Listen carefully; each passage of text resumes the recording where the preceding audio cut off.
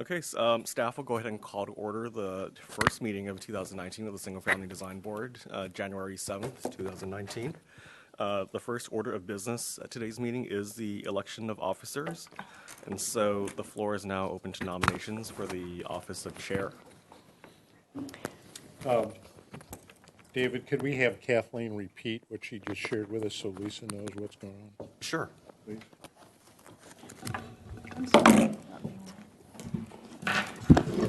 Okay, the city clerk's office wanted me to inform the board that even though we have Fred Sweeney and Lisa James to term out in I believe in June 30th this year, the city clerk's office wanted to let you know that the city council does reserve the right that if you have special skills that can be of use to the board, then they will reinstate you for another term for after this, even though you have termed out for your maximum amount of terms.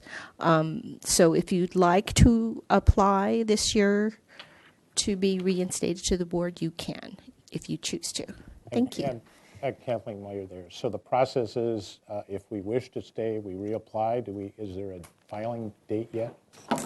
I believe the city clerk's office will let the board know when the deadlines will be this year. Normally it is in April, I believe. Okay. Thank you. Thank you. With the nominations on the floor, if it is the pleasure of Fred Sweeney, I'd like to nominate you as chair of the Single Family Design Board. I'll second that. Any other nominations? I'd like to nominate Brian for vice chair. Okay, we'll take them one by one. So for now, we'll just have the chair. So if there are no other nominations for the chair, then there will be a viva voce vote. So all those... Before you vote, I'd like some discussion. Oh, okay. I had come prepared today, assuming that this was going to happen today or in another couple of meetings, knowing that I was going to step down in June, that I wouldn't accept the chair. So I have mixed feelings. One is I have a tendency to think that it's important that leadership circulates through any organization. I did that just recently. I served for 4 straight years as chairman of our neighborhood association, and I intentionally stepped down so that it provided opportunity for a change in leadership, even though several members said, no, we'd like you to stay. The challenge with that is, in my view, is that personalities, to some degree, will drive the organization. So I always kind of keep that in the back of my mind. I would accept the nomination if I could get some feedback before we vote of whether or not you think I should stay on and reapply for another 4 years. My comment would be your enthusiasm. I think the fact that, not to be insulting, I think the fact that you're retired, and so you can spend a lot of time and attention to the needs of this board. I think you've been a huge asset to the board, and your leadership and experience in the architectural field has been very noteworthy in terms of what you've contributed to this board. And I've been on this board for almost, I don't know, quite a while. So really appreciate your leadership. I'd like to add also that being new to the board, your guidance has been very helpful for me in how we make motions, how we view our neighborhoods, and so I appreciate what you're doing, and I would hope you would continue on. And I want to add also, because you bring up a valid point about circulating leadership, because that is important in a volunteer organization. But I think because of the fact that I may have outside other commitments as well, I think it's appropriate in this particular case that if you agree to be the chair, that I have no problem with that.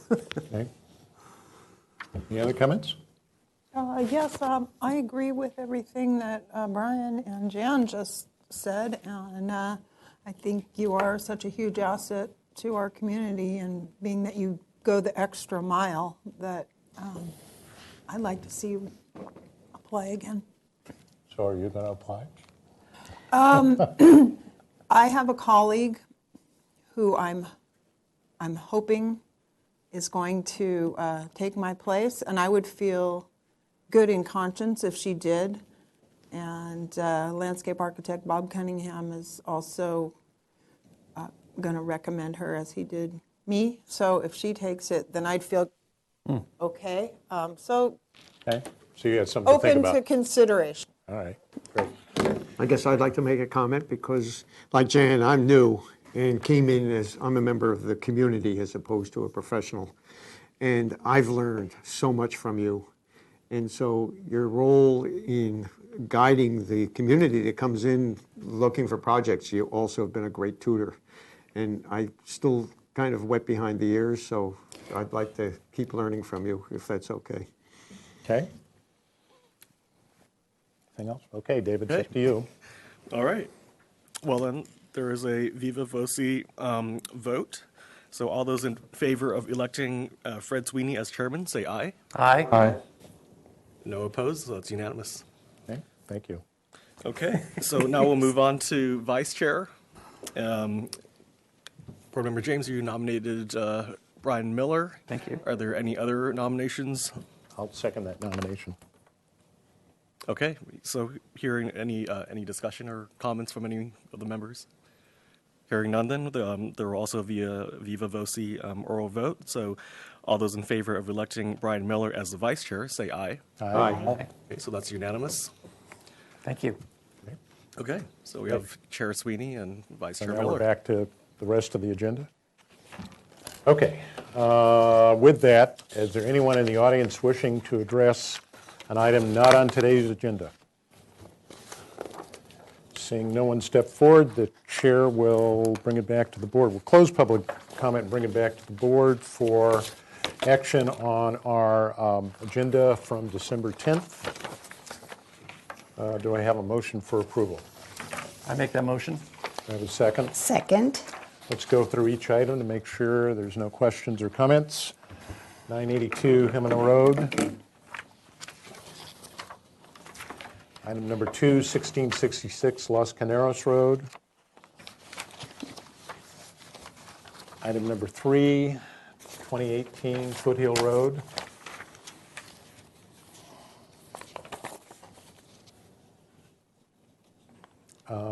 Item 4 was postponed. Item number 5, 1724 La Conilla Drive.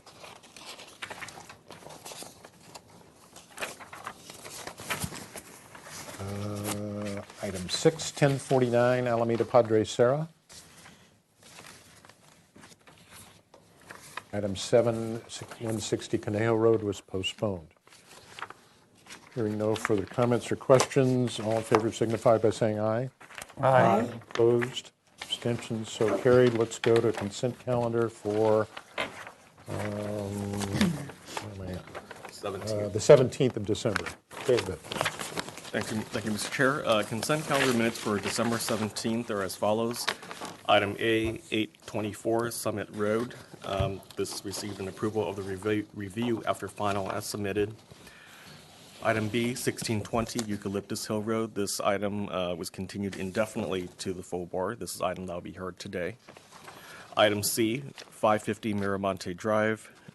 This project received project design approval and final approval with NPO findings. Item D, 3617 Tierra Bella.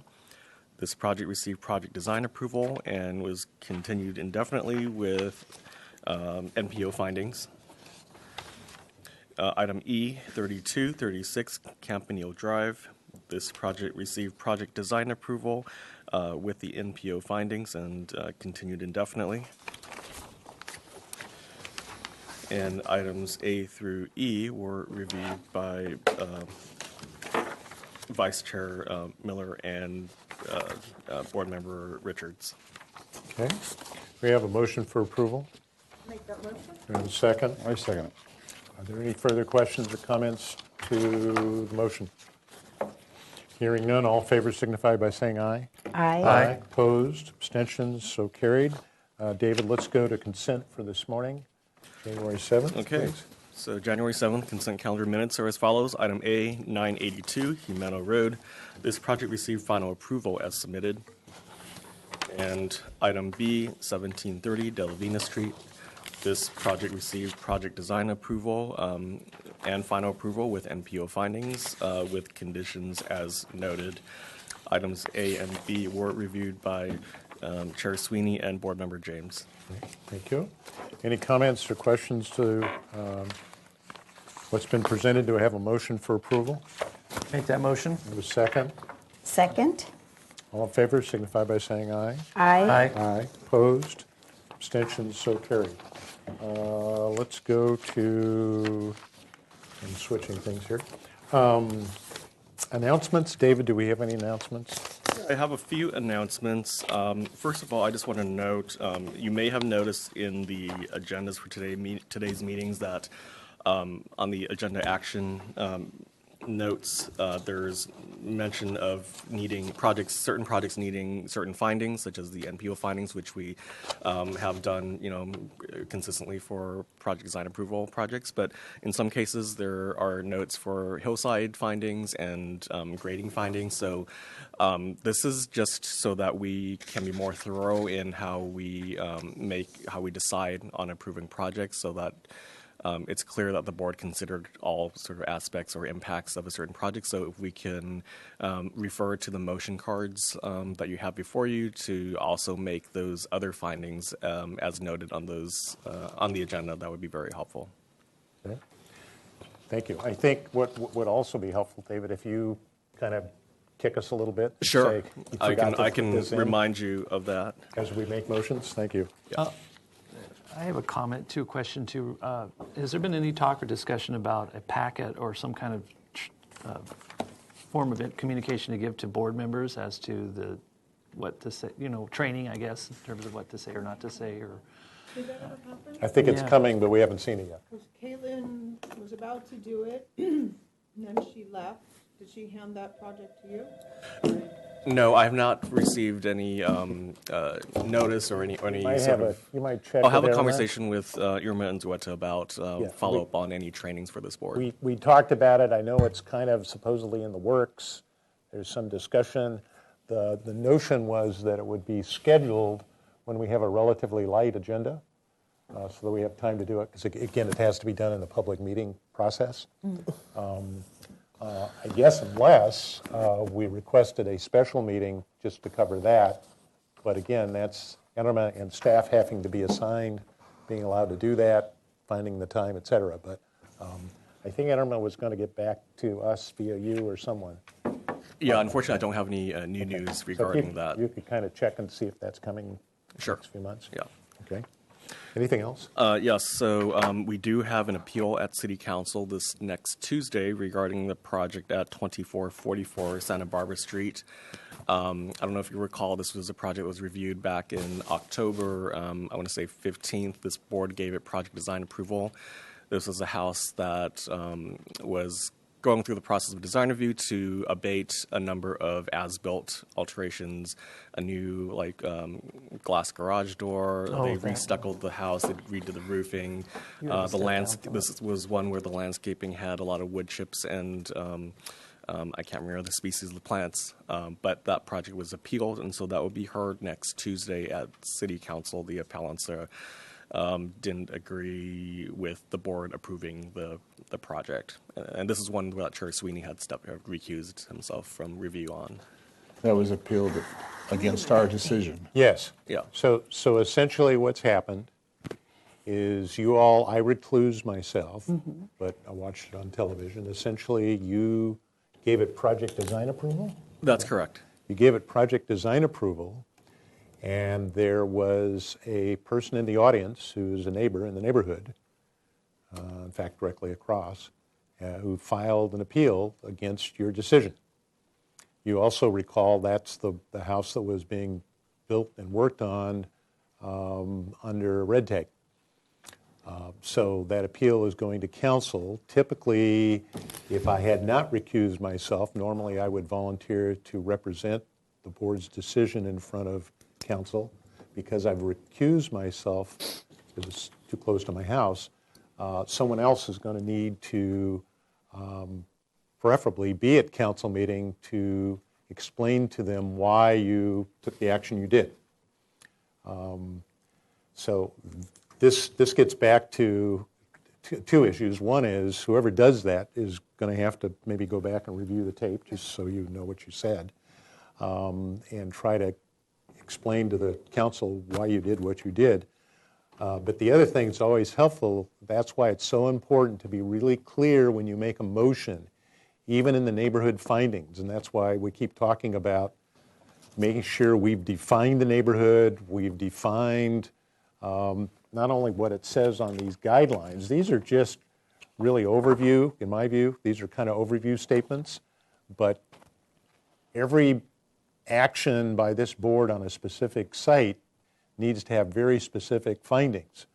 So for instance, if a board were to say, we find neighborhood compatibility because it has nice architecture and it looks nice and whatever, those are all kind of okay, but you probably need to add in there, we find it compatible because the materials are comparable to other homes within the street or whatever you define the neighborhood, or it has the same similar roof materials, or the colors are alike, or the landscaping, the trees are indicative of that streetscape because there are other pine trees on the street or whatever it is. That's being much more specific rather than saying it's just compatible with the neighborhood. Because when you get to council, they're going to sit there and go, well, what did you mean by compatible? What did you mean by neighborhood? How did you define that? So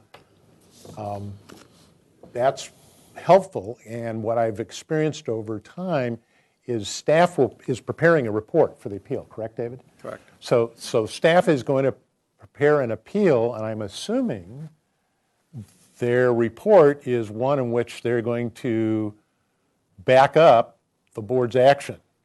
Now, I've seen it in the past. I think there was one years ago where the staff didn't agree with our decision, and they wrote the report in a different way. So I'm not sure how that's going to work on this one, but one is if you volunteer to show up to represent the decision to the council, you probably will need to coordinate with staff ahead of time so you understand where staff's report's going to come from, so you don't get confused. This is tomorrow? No, Or it's next week? next Tuesday. Next It's on Tuesday. the 15th. And they will do a site visit. They usually do a site visit on Monday afternoon before that.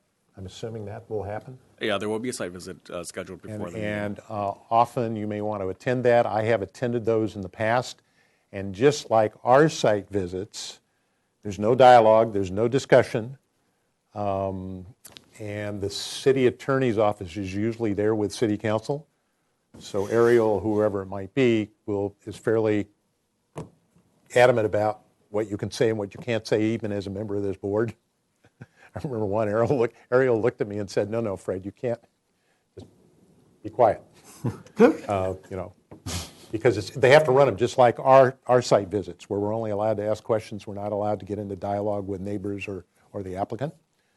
So whoever volunteers to appear next week, that's kind of the background. Can I ask? Oh, go ahead. Can I ask a question just to review? I remember the fellow that objected to those things, and I'm assuming that's who's running this I'm appeal. assuming that, but I haven't checked. Was he? David will know. He lived across the street. I mean, I think so, yeah. and it was a house that was remodeled, wasn't he? Wasn't his house remodeled at one time, or? The house he lives in now is being remodeled, and he's building a new home next to it. Okay. Do we know what his issues are? I don't know. How does that work, David? Do you know? Yeah, he has identified in an appeal letter, and there has been a staff council agenda report completed already. Primarily, the issues are the appellants find the design of the architecture and the landscaping just not compatible with the neighborhood. And incompatibility just is kind of defined very, I think, somewhat generically in the appellant's report.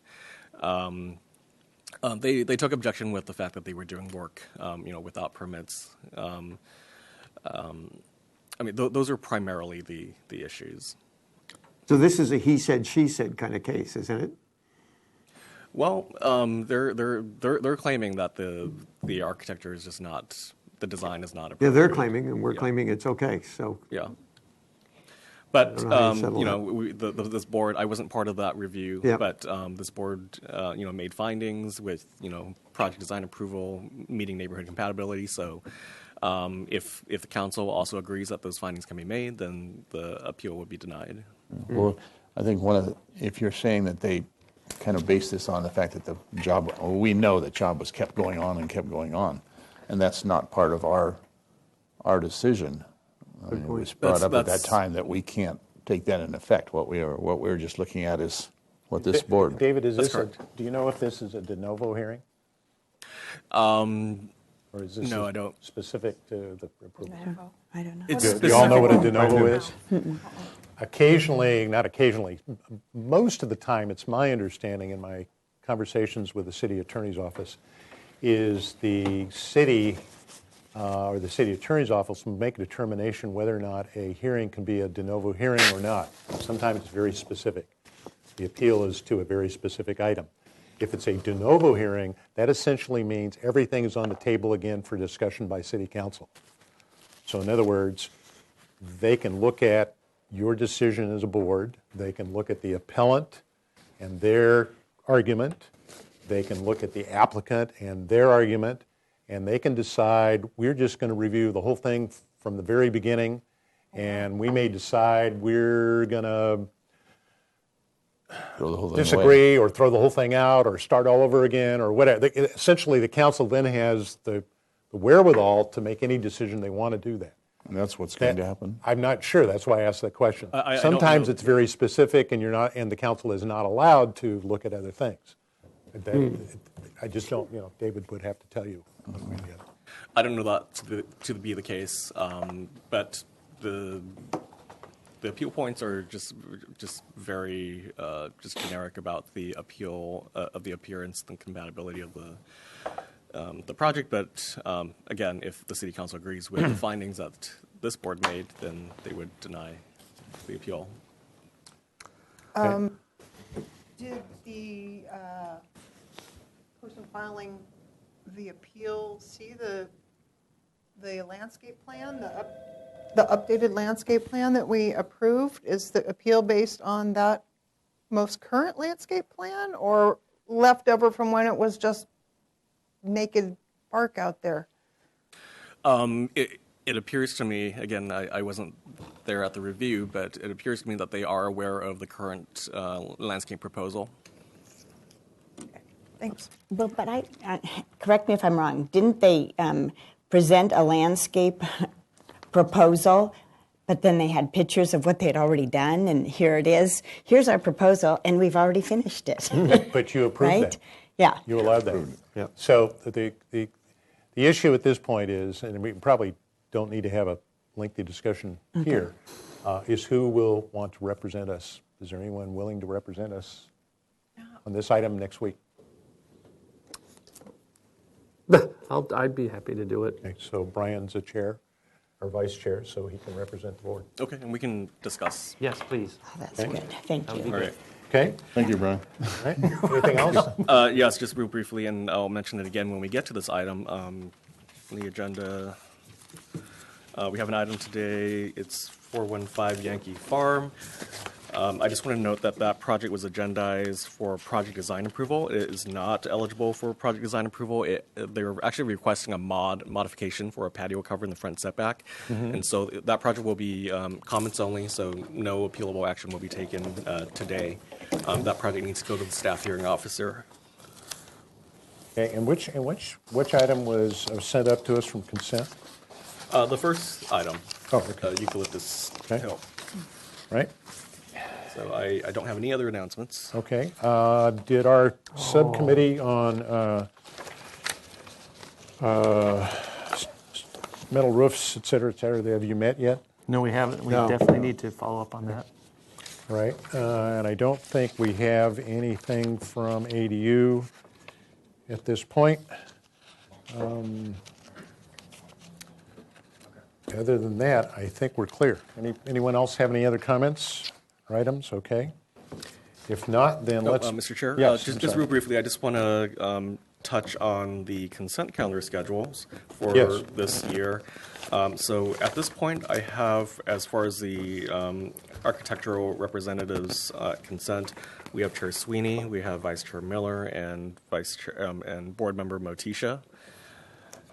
And for the landscape reviewers, we have Board Member James and Board Member Richards.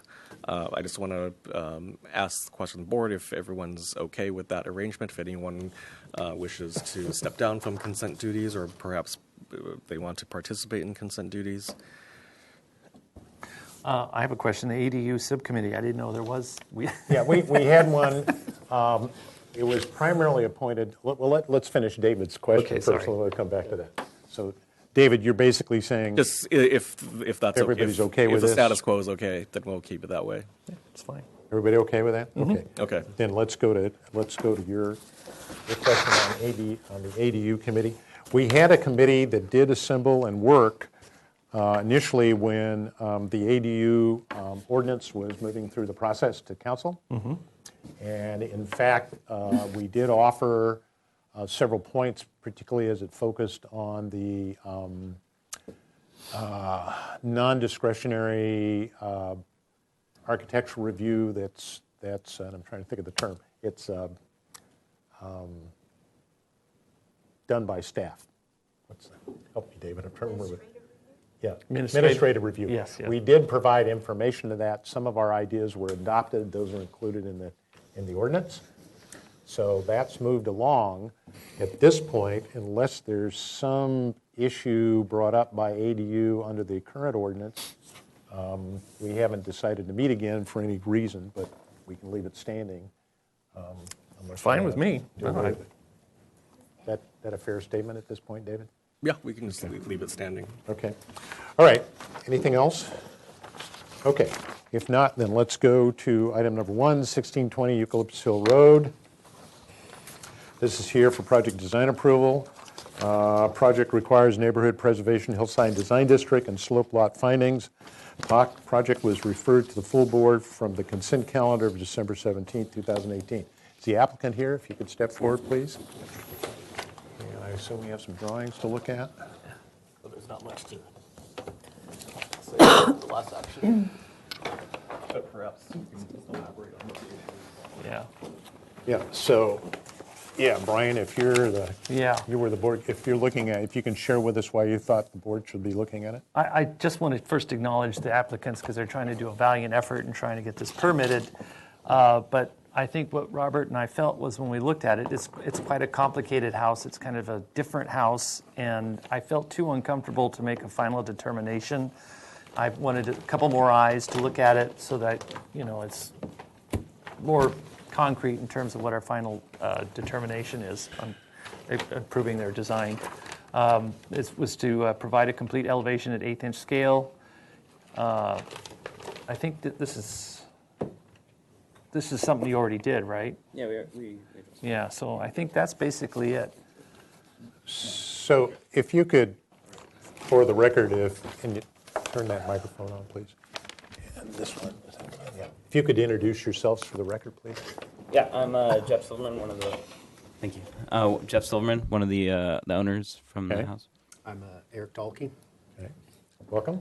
Okay, so just to help the full board, Right. can you review what you're doing? Yeah, great. So there was a violation. Basically, the house was built in 1954. It was remodeled in 1980. Hasn't been touched since, but there was a violation that was noticed that the deck did not have any railings on it. The roof deck didn't have any railings. Safety concern that was brought to our attention as soon as we purchased the house. Then, so many years later, we came up with formal notification. We then sat down with you guys, the design review board, everybody, help us to try and solve the problem of the violation. There's also an unpermitted laundry room where when the kitchen was remodeled, the laundry room, washing machine and dryer were moved outside of the house and extra square footage was added around it. They're basically drywalled in the outside part of the house so that they could put in another cabinet. If would be helpful if you could just show us on a plan where, what you're. So there was railing once upon a time, but when we bought the house, all that was existing was the four by fours, where the railing was. Okay, There was I'm going to need you to speak into the microphone, please. This is on television and it's recorded, so they'll let us know if they can't hear you. Okay? There's actually somebody in a building several blocks away that does this. Yeah, so when we bought the house, there was just the 4x4s where you could see where the railing was, but there was only 4x4s. So essentially, we're looking at two things, the railing and this issue of the laundry room. Right. So if you could show us where the railing is or you're proposing it to be. Joe, pass them this way when you're done looking. Sure. So here's the proposed laundry room. It's underneath the roof Not outside sure of which this house is the it is. site plan. Okay, is this a single-story house? Two-story house. Yes. Yeah, this is So the laundry room is at what level, the first or second level? first level. Okay, so it's the first level, all right. Underneath the roof here, Okay. and it protrudes out into the first floor as well, the outside of the box of the house. Okay. If that makes sense. The railing we're proposing, this is where the biggest discussion's been. The original permitted railing goes around the entire perimeter. It looks good as far as I see it. There was Where is that on this site? so, where so does right it here's stand? where the roof deck is. This entire Do we have a plan that actually shows that? as a flat plan or the elevation. Anything that shows us where this is located, that's what I'm trying to figure out. Okay, let's see if I can figure this out.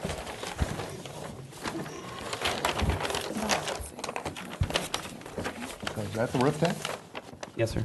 Okay, so this is the roof deck. Including this. Okay, it's all on the same level? All of this is the same level here. Yes. So is this on the same level? That was a concept model to try. We were asked to show what it would look like.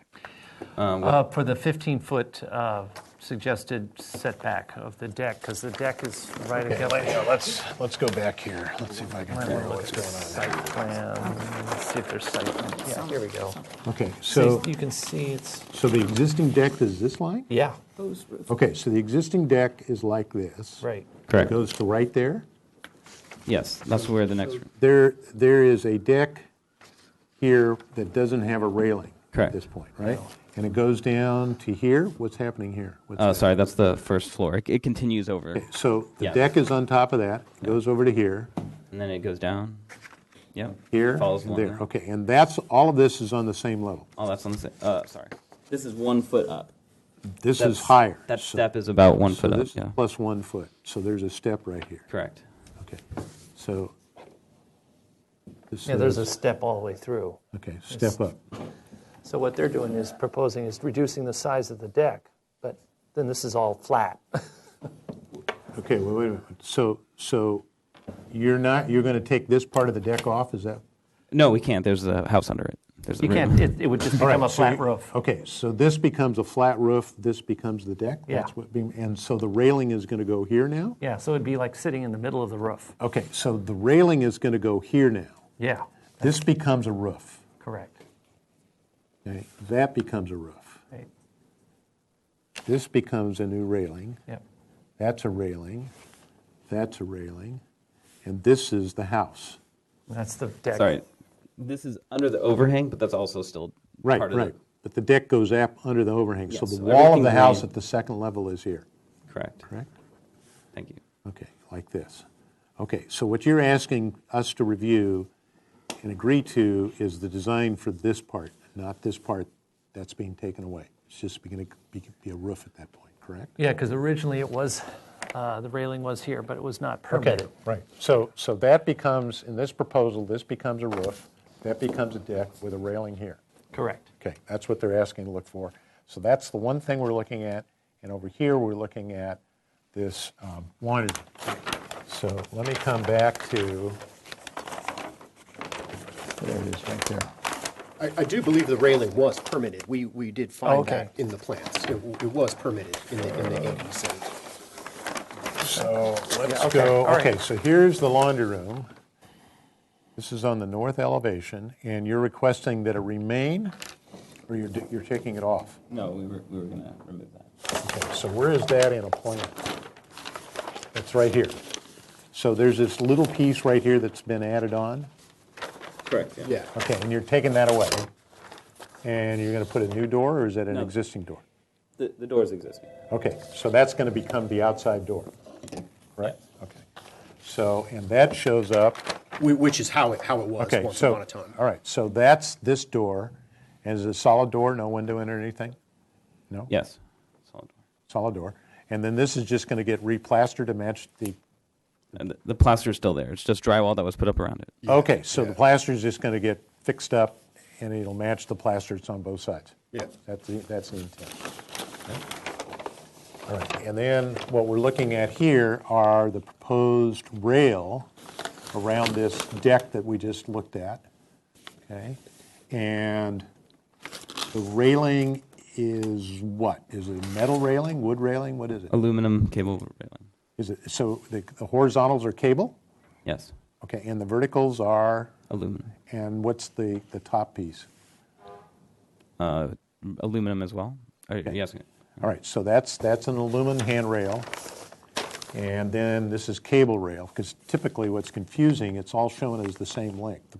Yeah, I'm sorry about that. Yeah, the way you really show this is that's the wood rail, I mean, that's the aluminum rail of dimension, and then this is the cable rail. Okay, that's why it's confusing, because it looks like it's all aluminum railing, the way you've drawn it. So that's why I was asking the question. Okay.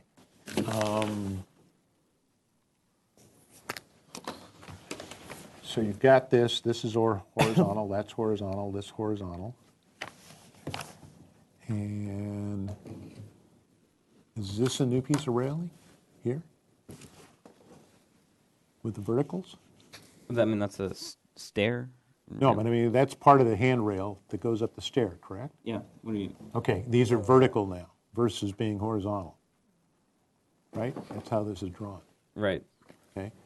Yeah. Okay, so I'm just trying to understand your drawing. So that rail is where? Right here or right there? It's it's inside. That's what So it's this little railing right here is where? there, on the outside. Right here? Exactly. Yeah. Okay, so what you've got is you've got a horizontal, then you switch and go to vertical railing and then horizontal again, right? Is that what you're doing? That wasn't intentional. So no, we're going to keep the same railing style, whatever it is. So this will be horizontal? Yes, that'll So be this horizontal. drawing isn't Correct. what you really want to do? Correct. What you want to do is what you're saying Probably like that, you're going to do like that. Okay, and these are spaced enough to prevent a 4-inch sphere from going between them, Yeah, correct? they're Okay. industry standard. Okay, all right, so what you're asking us to review, and why you're here, is for the rail and for this laundry room. So David, are we hit the right stuff? Yes. Okay. That's correct. Okay, so, and that's it, right? That's the Not only thing the we're here roof to looking at. Okay, so, No roof deck? well, the roof deck is, and that, I guess, is another, that's a good question. So the roof that's to remain, is it already roofed, or are you going to re-roof it? It's waterproofed. It's got that. So the roof that's on there is going to remain? Right. Okay, so you're not going to tear it off and re-roof it? No. Okay. So, and how, does this deck sit right on that deck? Sorry, say that again? In other words, you have a, here's a house, here's your first floor. Yep. You have a roof up here of some sort. Okay, it's got roofing material on there that you're going to leave, and then you're going to have a new roof deck with a railing around it. Does that deck sit right on top of this roof, or is it up above this a little bit? Just to be clear, we're not adding anything to. We're not adding a roof deck. We're just using the existing floor. So it is the same floor. It's not sitting on top of it. So this roof deck is going to be the same material as that roof? Yes. Okay, what is that material? It's this pretty cool stuff from Ames Research. There's like a rubber. It's called super elasto barrier. Is it a single ply application? No, there was like an anti-skid on top. Okay.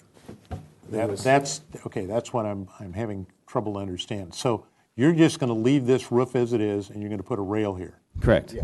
Okay. See what's going on? Okay, they're going to have a roof, and they're just going to put a rail on it. And at some point, you have to penetrate that roof to anchor all this stuff, correct? Right, there's some pretty massive joists that we can, but, right, we will be very careful not to create leaks and whatnot. All right, let's see. Okay.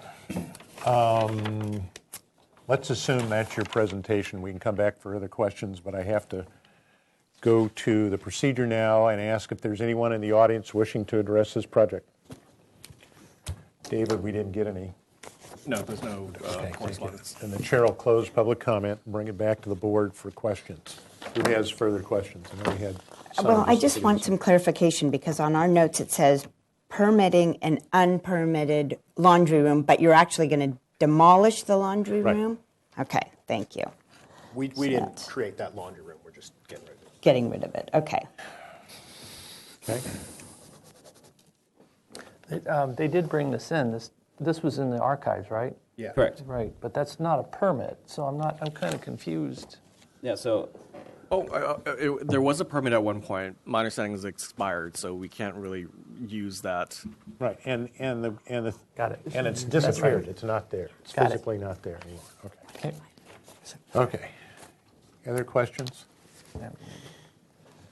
Can I make just a quick comment? I think it might be helpful if you describe what you're trying to do with the photographs, because when Brian and I were looking at it, I know these plans. We have a it's- photograph. I didn't It's a see the bit photo. deceiving Are these looking at the photographs, are plans. they photographs, are these present right now? Yeah. yeah, I think the photographs of the space that you're trying to make a deck, if you maybe want to explain it by looking at that, would be helpful. The roof we're looking at? No. That's another roof.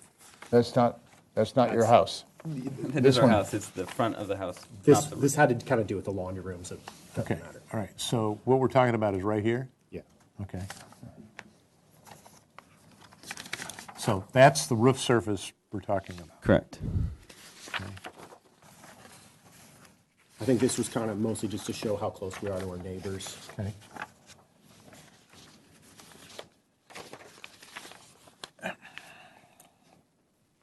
So that's the roof surface. Yep. Okay. And this is the material you were just describing. Yep. There's a rubber compound and then there's an anti-skid on top of it. All right. So I think my struggle with it is, do we allow them to put the railing in the middle of the deck, or should we just go ahead and have them put the railing on the edge? So Would be arch- ideal, Yeah, so it reads a little better, but then then they have the issue about the 15-foot thing. But maybe this Right. is, in this particular case, Now, the nice part about it is we could still be in line with the house, Brian, Right. with what you're saying there. And so we can make it look a little bit cleaner if we kind of keep a hybrid between the 10-foot and the 15-foot. Do we have a photograph looking that way? Yeah, that was the first one you were looking at. I think part of what made it a little bit awkward, in my opinion, was that That's this. there's a part of the roof that steps up, and if you're looking at, Yeah. it's like the deck steps up a foot, and they wanted to run the railing up it, and I almost felt like maybe the railing should be closer up to where you see the existing windows, and that whole deck didn't need to be having a railing wrapping around it. But it's where they were proposing the 15-foot offset, it was showing the railing being in the middle of the existing glass slider, so it's kind of a complicated situation. Not ideal to try and put a railing Okay, through a where, glass door. where is that door jamb edge on this drawing? Do we know? Where is that? That would be, The edge of that's about right there. Right here? Yes. So this distance from here to here is what? About 4 feet. It's on the plan somewhere. You're bringing the railing. You're running the railing into the sliding doors. Correct. Yeah. Which Stupid. yeah. I agree. That was, it was not ideal. This was to try and appease the 15-foot setback rule. Where is the footprint of the house? I've got the roof here. Where is the footprint? How big is this overhang? It's about 30 inches. Right, so the wall is really here, correct? Yeah. Yes, that's right. All right, and you're saying that this sliding door, that one right here that we're looking at, starts right here, okay, Yeah. right? And originally on the original balcony, the railing was at the edge of the deck here. Okay, understand that. Okay.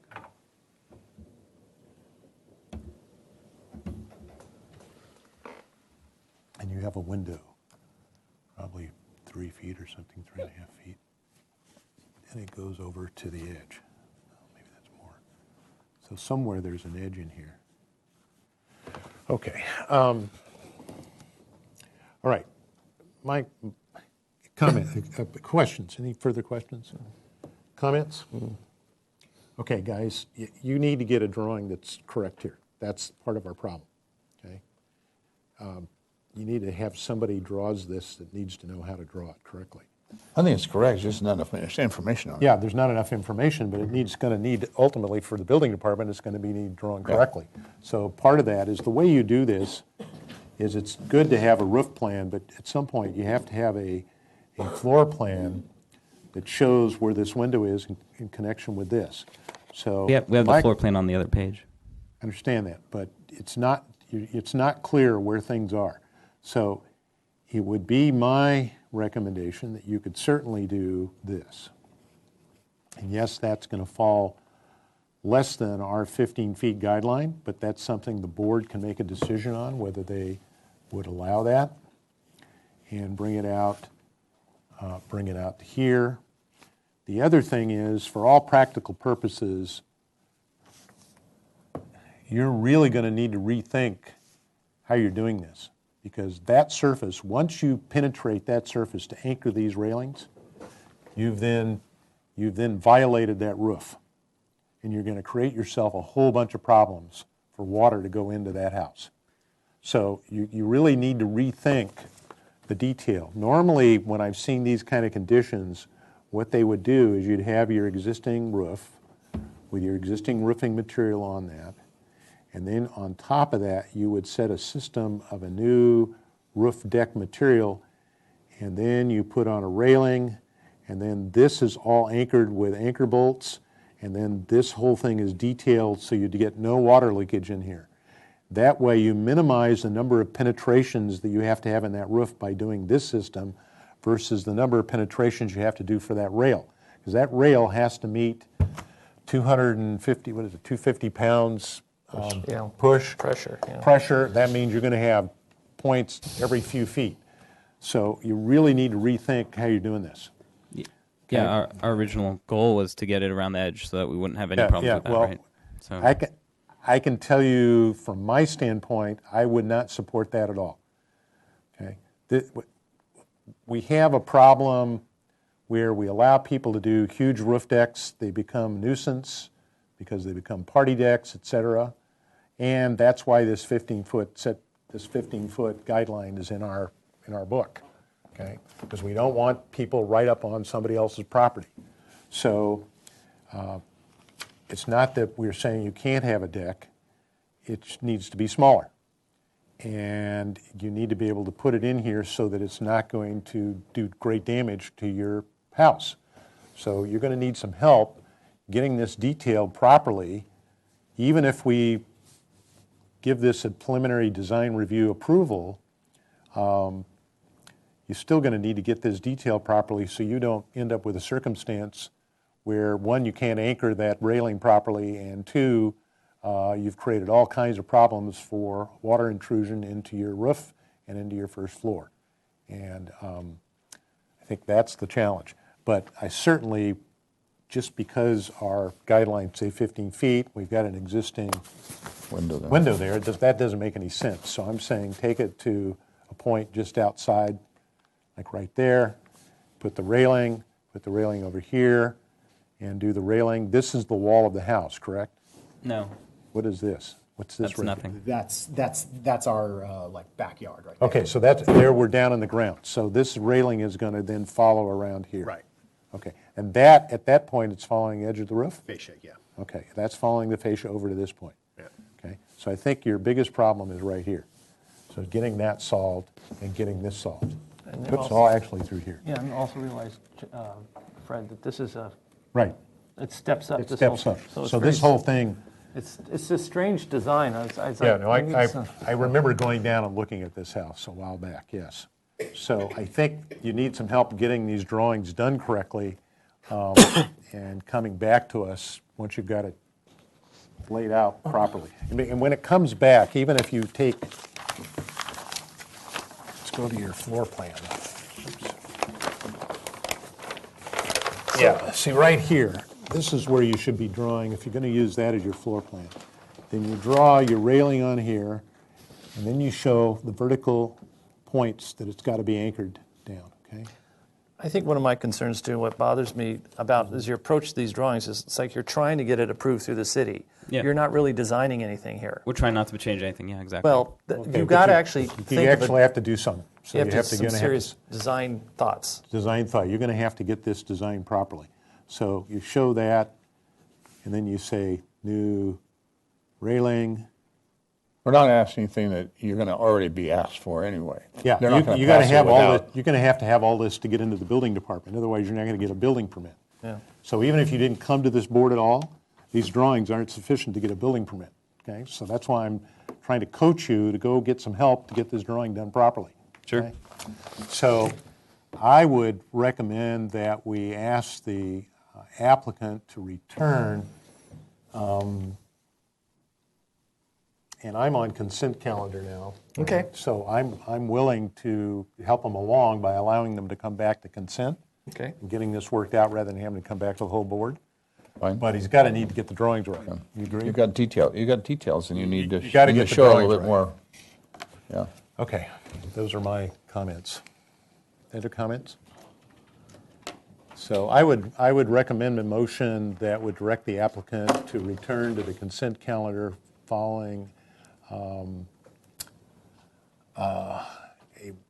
redrawing, proper set of drawings indicating sections through the railing, details at the roof, dimensions, locations for the railing to show on the level 2 floor plan,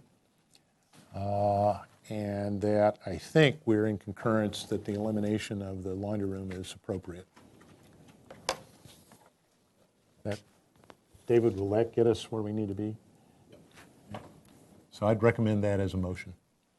I second that. Okay. All in favor? Aye. Opposed? Okay, so get some help, get this redrawn, and come back to consent. We'll get you on your way as best we can. Sounds good. You got to get it redrawn properly, okay? All right.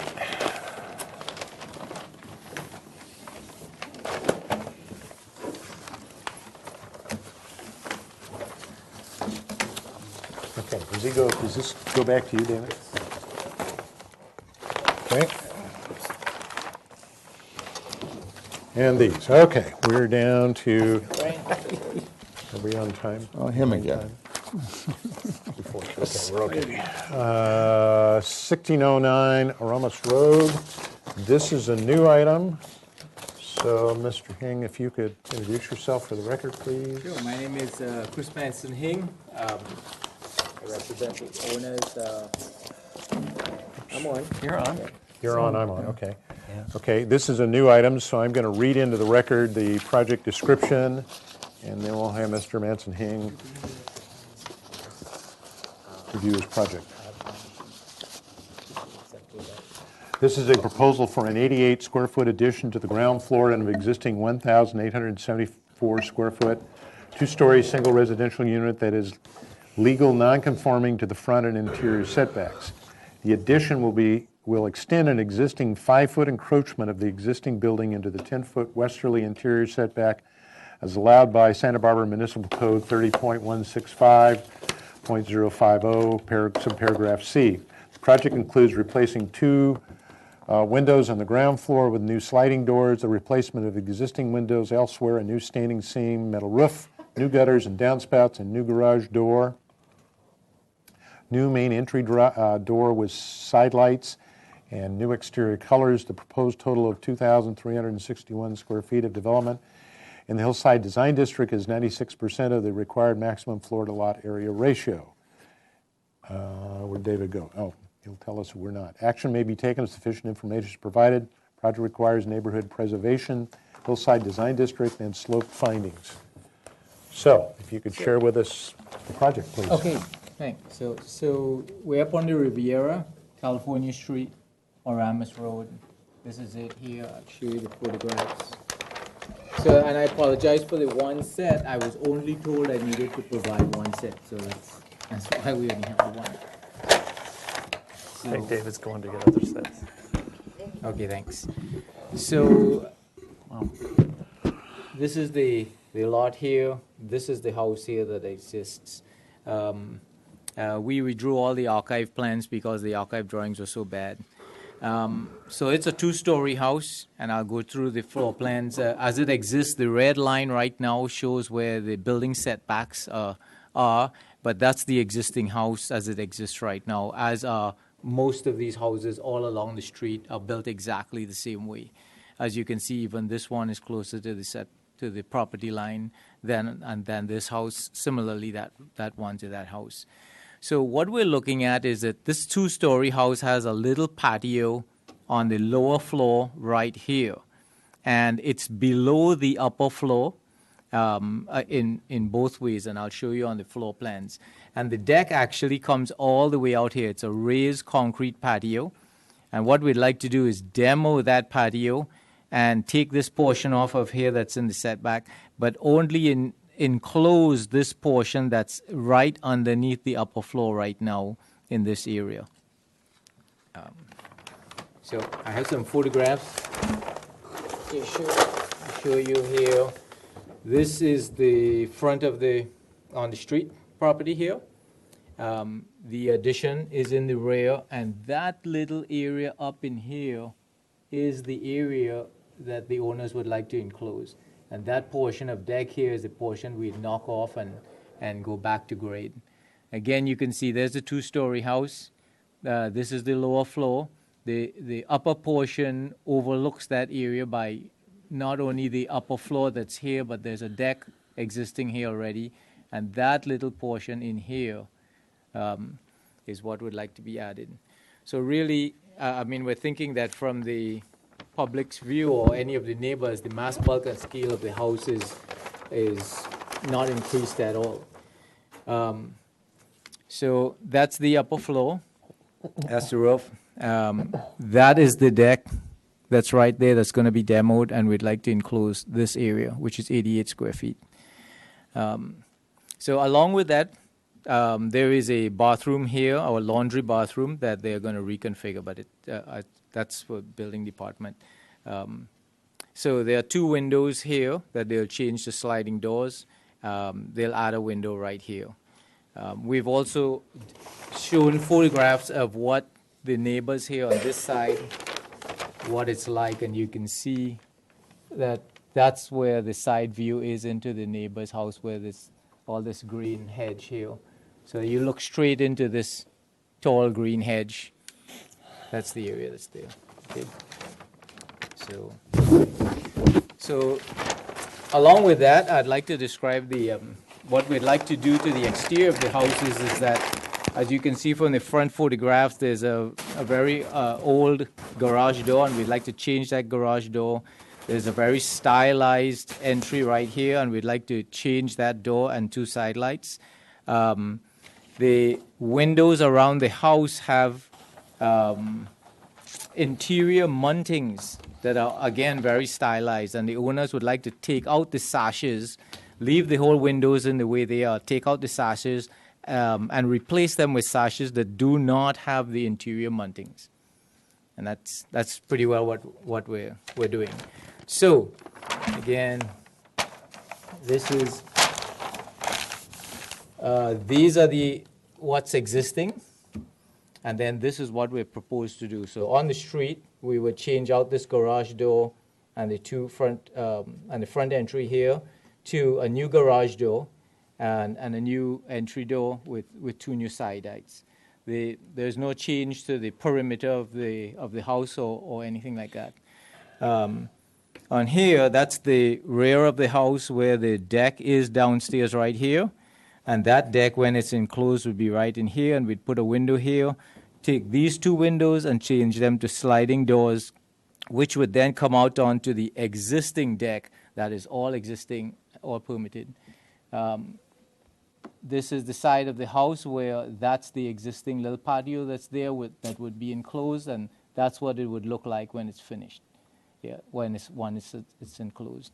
On the other side of the house, there's I'm not sure there's any changes other than you could see how the windows are changed, where they take off those interior mountings that are very stylized. So the idea is on the front to go to a much simpler, more modern look, and we have provided with that the direction that we're going in with the design. And so what we'd like to do is have a garage door this is really the palette we're looking at. The garage door is this driftwood style vertical panels of wood.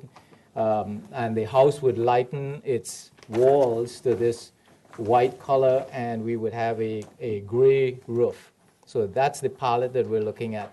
So we've provided these photographs just to kind of show you how that palette works. You know, the gray, the white, and the driftwood.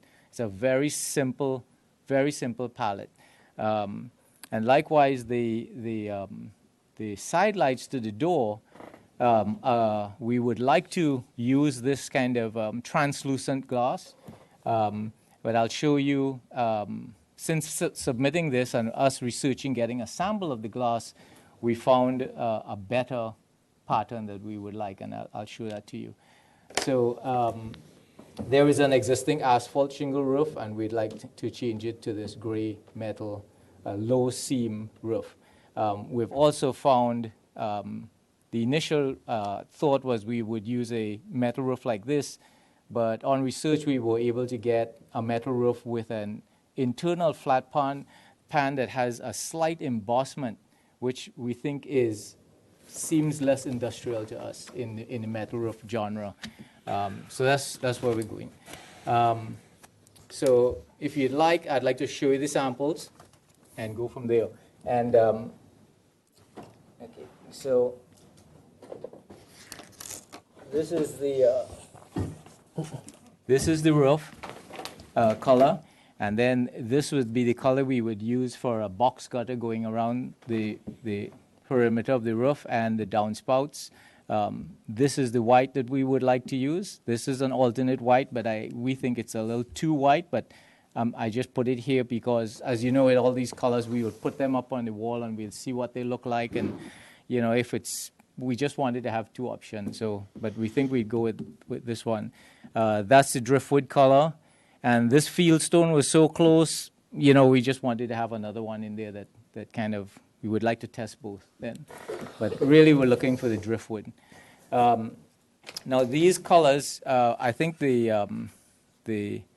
whites here are different numbers when we submitted this. And so if you are okay with them, what we produced was another sheet like this that has the same photographs. We just put it in a nice little order, and we put that fits right there. And we have a photograph and PDF 8.5 by 11 that we could give staff to take away if they'd like. But that's where we are. If you have any questions, be happy to ask. Thank you. Okay, is there anyone in the audience wishing to address this project? David, did we get any written correspondence? No, we did not. Okay. Cheryl, seeing no one come forward, and the chair will close public comment. Bring it back to the board And this would be done. for discussion.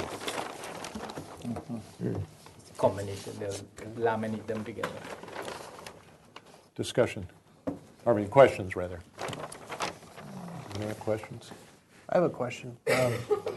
Where are you going to use that vertical wood siding? I could probably read it if I was closer to the So elevation. yeah, this door, the entry door and the garage door will be exactly the same design, where we'd have strips of wood that are about that wide apart, and they'd have a gap about that. Behind them is going to be dark, so when you see through the little slight groove, it's going to be dark.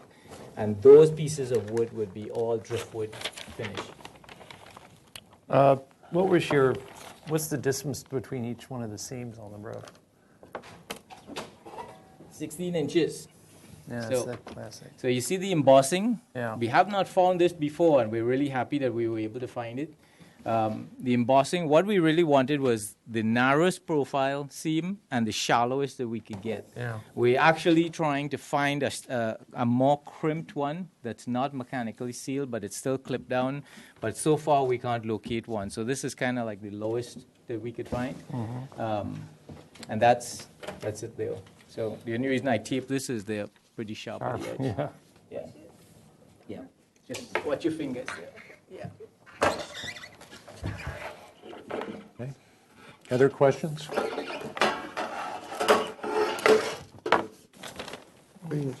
I didn't get a chance to, are there other roofs in the area that are, There is one, 2 stories, well, 2 doors down. Sorry, maybe I could show you on the overhead. So there's a house. Well, this photo was taken before this. There's a house right here, a new house, and it's fairly modern, and that's all metal roofing. Yeah. One thing about this roof, at least from my point of view, is that the metal roofs that really look bad are the roofs that have many different shapes on it. There's like little dormers and all of that, and you're trying to have a metal roof because every time you have a joint, it's the joints and the caps and all of that that look a little bit crude.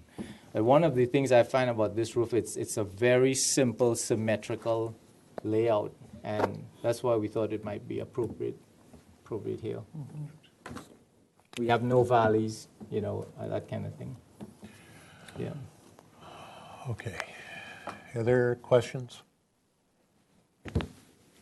Okay, let's go to comments.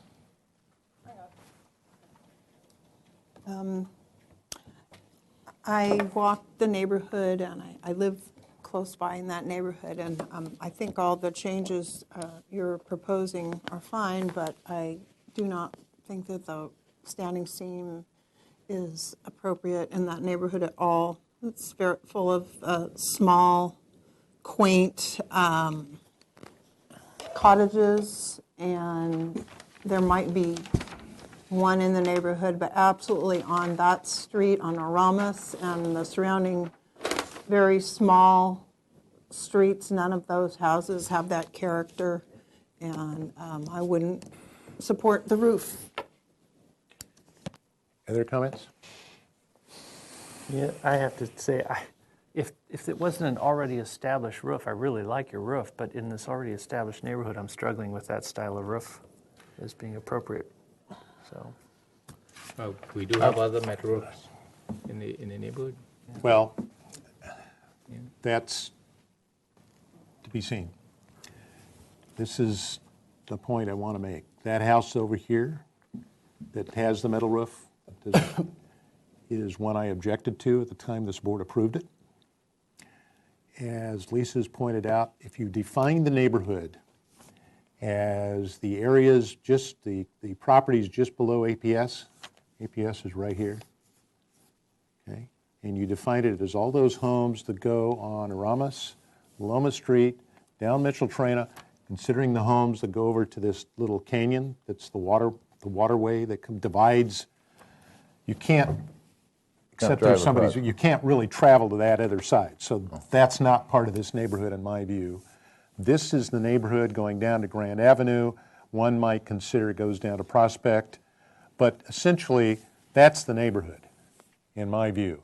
Historically, I think people who live here probably look at it that way, certainly walk that way. As Lisa's pointed out, the roofs that dominate this neighborhood are shingled, either as Spanish tile shingles or asphalt shingles or wood shingles. They're shingled roofs.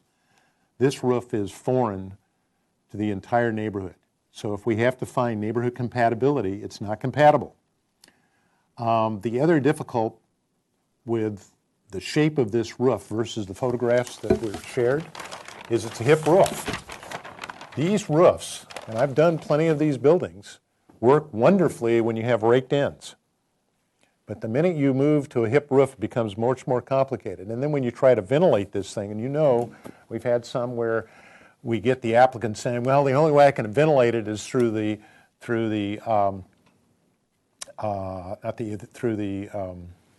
ridge. I can only do ridge vents, and then the Compla thing looks, then we get these shiny things. And the fact is, we have an ordinance against shiny objects. That's a city ordinance. That's not a single-family design guideline. That's an ordinance.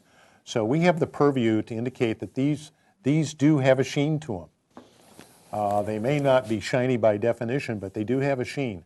And I think that's highly inappropriate. The other thing, quite frankly, in my view, that's working against this application is they have a glass railing. And you know how I feel about glass railings, even though that's not under our purview. We have glass railing. And as I've said before, we're not Newport Beach, we're not Santa Monica, this is Santa Barbara, and glass railings are, in my view, highly inappropriate in this city. So by perpetuating that, by allowing a standing seam roof here is just, in my view, not acceptable, and I can't find the neighborhood compatibility finding that one must find if we're to give this any kind of approval. In the late afternoon, that roof will blind the people across the street. Yeah. Well, out up in on the city. north side. Yeah, and in the city. No, on the north side of people looking out of their windows, looking Yes. down onto the city, they're going to see that shine. Yeah. Because I've owned several houses on Grand up there. Over the years, yeah. Just what you get. Yeah, and I understand what they're trying to do with these windows. I don't disagree with that. I don't have a problem with enclosing this little porch, but I'm not going to make the finding of neighborhood compatibility with a standing seam roof in this neighborhood as I've defined it. Can I ask the chair a question? Hold on, make your note.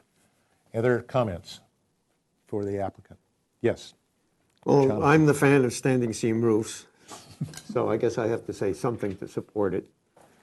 And I don't know if my analogy is good, but 15 years ago, all we had were internal combustion engine cars, and then Elon Musk came along and developed Tesla.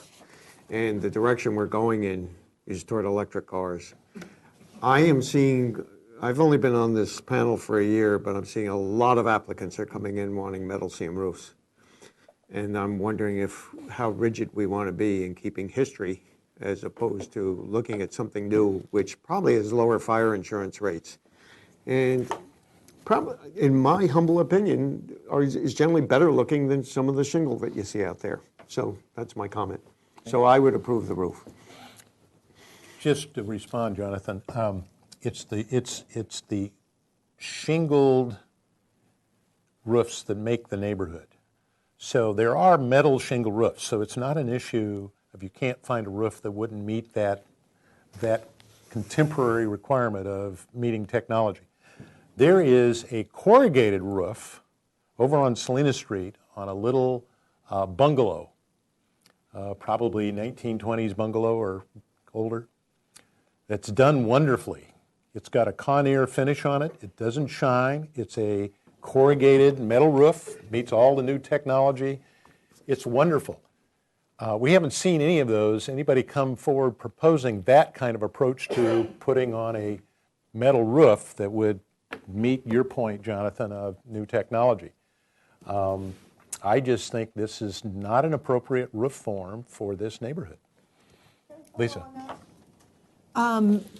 Being that I'm not going to approve it in this neighborhood for the reasons that Fred just mentioned, we'll be having other projects come before us in what I consider a rural farm-like neighborhood, Yankee Farm, and some of the other neighborhoods that have mixed architecture. And it's not about the roof itself, it's about the fabric of the neighborhood, the bigger picture. Right, And and I just we want have us approved those roofs in those neighborhoods. We've done that. keep in mind the bigger picture rather than individual properties or individual tastes. That's what the city would like us to focus on, the fabric of neighborhoods. That's why we have to make a neighborhood compatibility finding. That's what we're supposed to be doing. And so, in my view, we have to look at each one of these homes in every single neighborhood and make a determination, are the materials being proposed, the style being proposed, does it have language, architectural language and vocabulary that's similar or part of the nature of the compatibility of the neighborhood and the streetscape, and how do these homes fit within that streetscape? And that's what we're supposed to be looking at. every time we review a home that makes changes, they have changes that will change the neighborhood over time.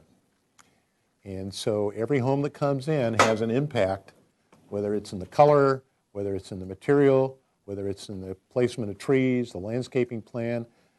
They all have an ultimate effect on how that neighborhood is viewed by the people that decided to live there.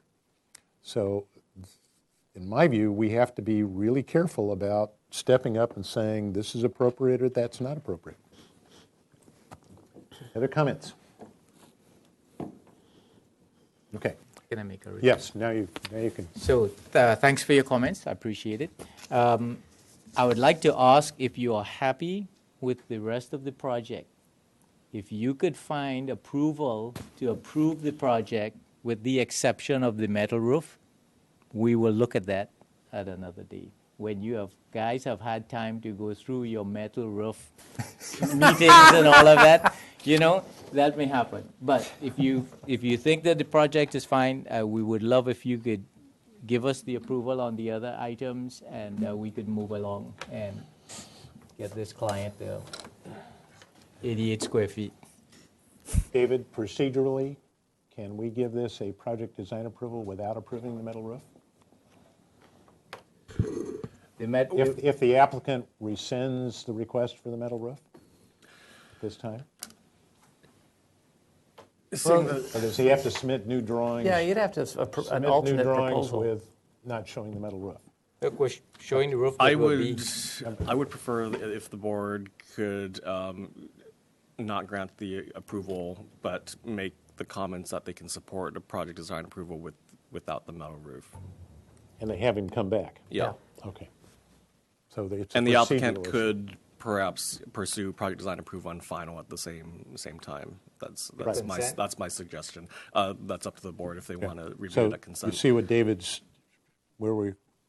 there's a process we kind of have to go through, otherwise we'll trip the applicant up or we'll trip us up.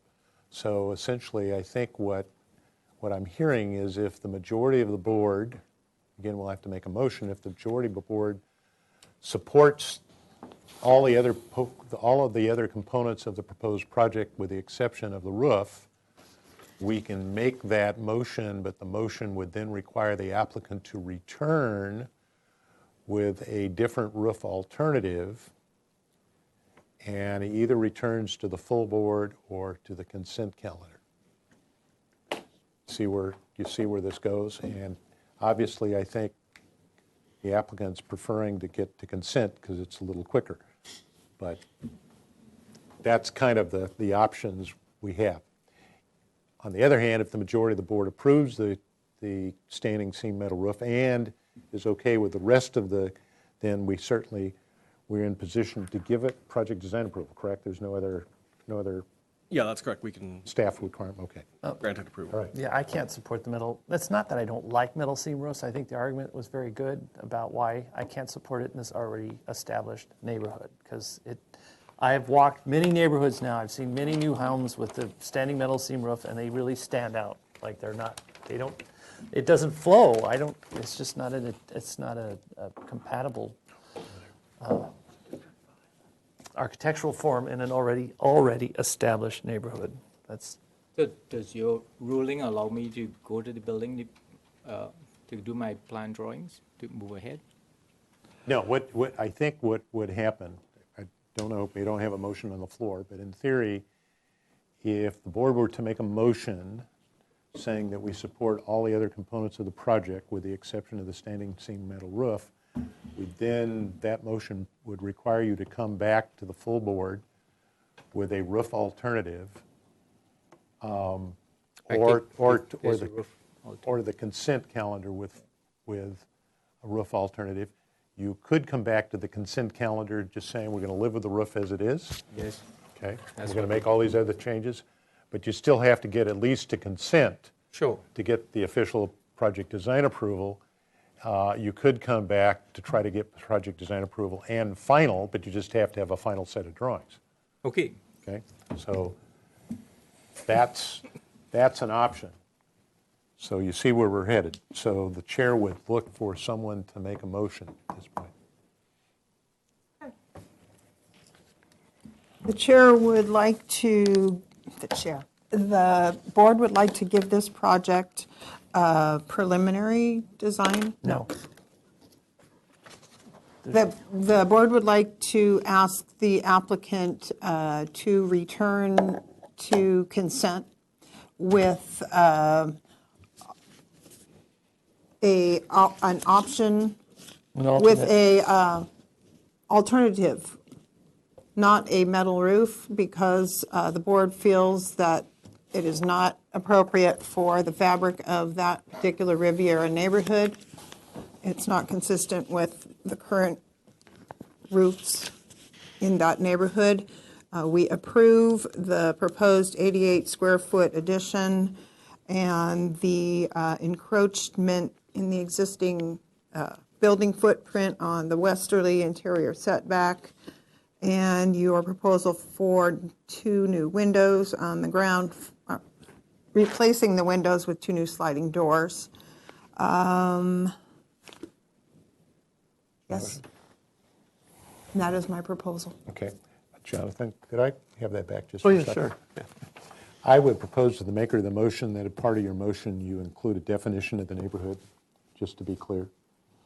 And I would suggest that the neighborhood be defined as those homes located along Aramis Road, Agrello Road, Loma Street, Mitchell Terrena, and Grand Avenue. Could the secretary add that language, please? Okay? That's it? Okay. My motion then. Do I have a second to that motion? I'll second it. Okay. Any further discussion of the motion? Okay. So you understand what's going on? So you're going to go to consent, I'm happy to go to okay? consent. And Yeah. you're going to need to bring either leave the roof the way it is or an alternative roofing material, but not a standing seam, Right. okay? So that's what the motion is saying. And so all the other things I proposed. All the other things have been in the motion. If the motion passes, all of those are approved, Okay, okay? thank you. All right, any further discussion? Hearing none, all in favor signify by saying aye. Aye. Aye. Opposed, abstentions, so carried. Okay. So we can get back to consent, Thank you. okay? All right. Where are we at? Okay, we're still okay. All right, so we're going to go to 1206 Harbor Hills Drive.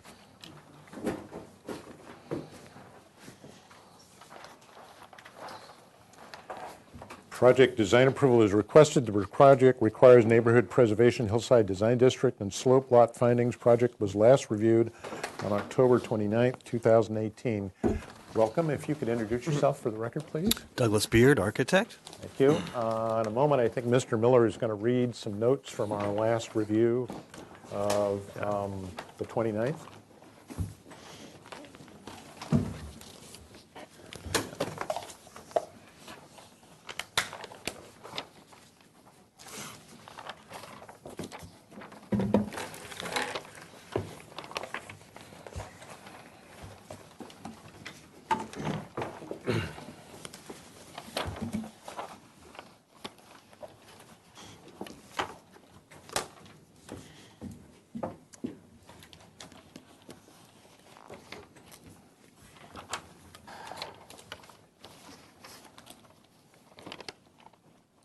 Sorry, I don't have that right now.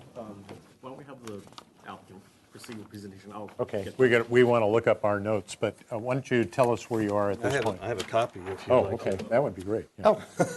He comes prepared. Comes prepared, okay. So let me just read them since they're here. The board finds acceptable in the changed style of the house, proposed roof, and the usable space provided by the veranda for the existing house. Provide the front deck and west deck details, including location and grading. Provide roof details on the functionality. Provide a landscape plan for the new front terrace area. Provide an exterior lighting study and plan details, especially at the Harbor Hills side of the porch. Provide window and door details. Provide a color board. Motion was 5-0, made by Motisha and Richards. James and Ziegler were absent. Okay. So if you could show So us I what will you- address the front deck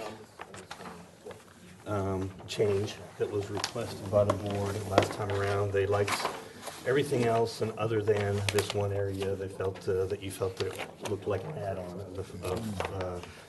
There was a series of recesses, and it just, and I after looking at it and hearing the comments from the board, I went back and kind of reevaluated and went with kind of what I had previously was these kind of baluster-like buttress-type columns, and I translated that all the way through on this deck area with these vent areas down below. Looking at how the structure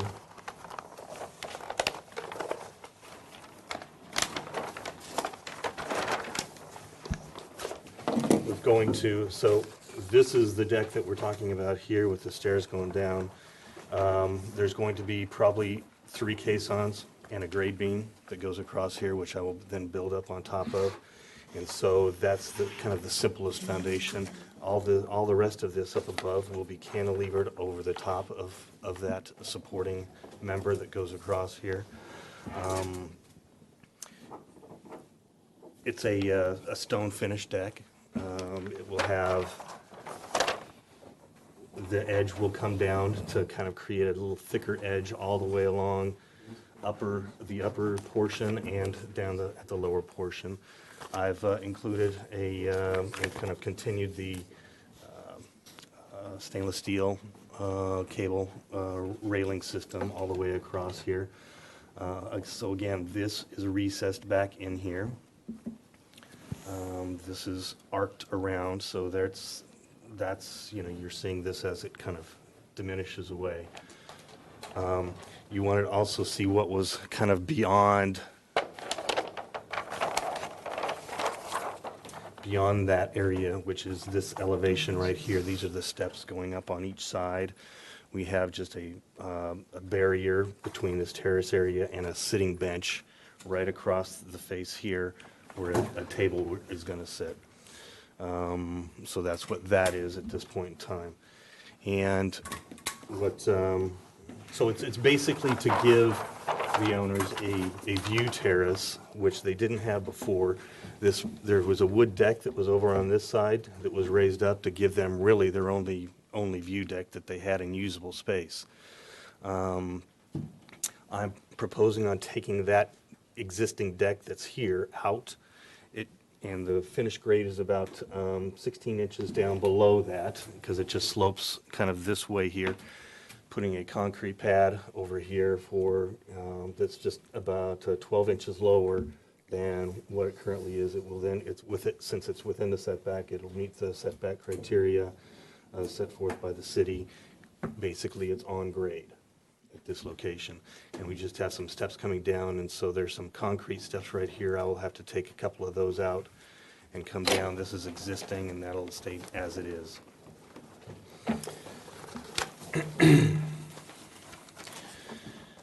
You then asked that I provide a little bit of a landscaping for this area in particular down here.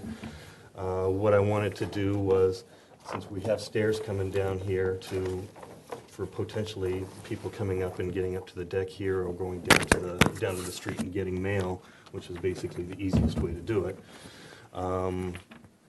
I provided like a 3-foot hedgerow of Rhaphiolepis umbellata minor. So it'll be about a 3-foot kind of solid hedge work that goes across and across here, kind of balancing both sides of the hedge area, or the base of the house. This is a little planter right in here, and I just want to put like sea lavender and statice, kind of for a pop of color at the base of the house here. There will be Mexican sage, mixture of that. Everything here is pretty much drought tolerant that's already existing on the property. It's got a lot of the agaves, palms, just a lot of miscellaneous stuff. What I'd like to try to do is just kind of clean this one little area up here. We have a stand of sago palms right at this front entry right here, which I'd like to take out, and they're very beautiful, mature sago palms, which I'd like to transfer down here. And then put in a little, it's basically wax myrtle and bright starry, little yellows, purples, kind of, and some deep greens, deep green here with green, and then some purple pops of color. Since there's really, it's a lot of grays or light green grays and gray colors of, it's kind of monochrome right now. So I like to add a little pop for that. While I'm here, you also asked for a lighting, exterior lighting plan. This is a approximately 3 foot high wall that I would like to put in some small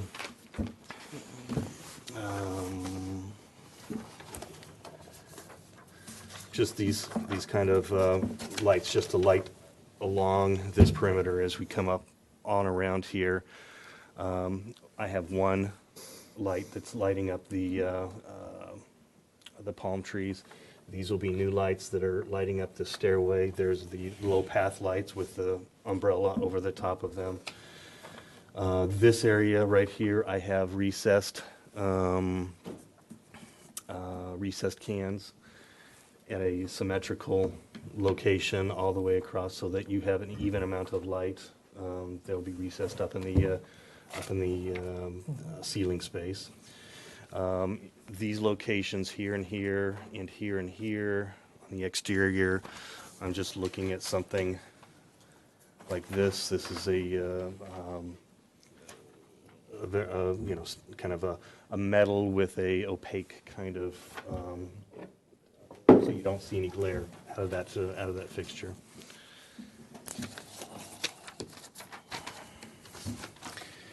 And I'd like to pass this around as a color board with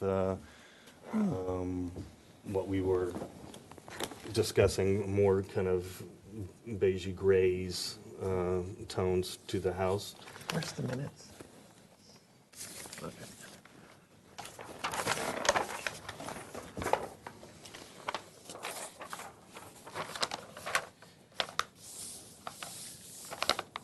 And let's see, what other items were there to address?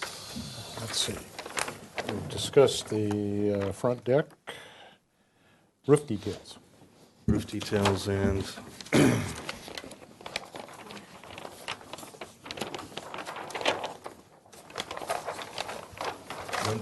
here's a detail of the column, the 8x8 column that's coming up to the beam that supports it.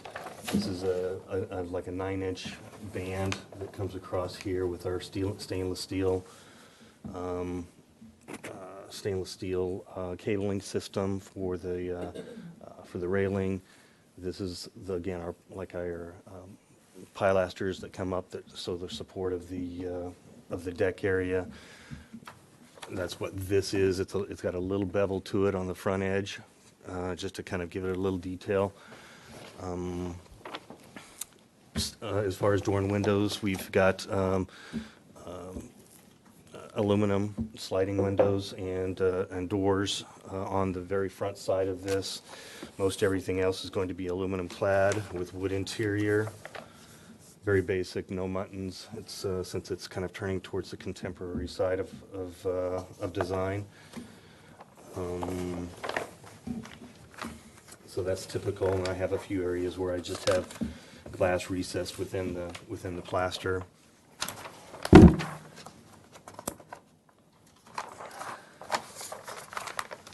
Roofing details. This will be stucco here, flashing or a fascia across the face here, painted gutter to match the fascia. The shingles are basically just like any other shingle you would see on any other house with the Tesla shingles.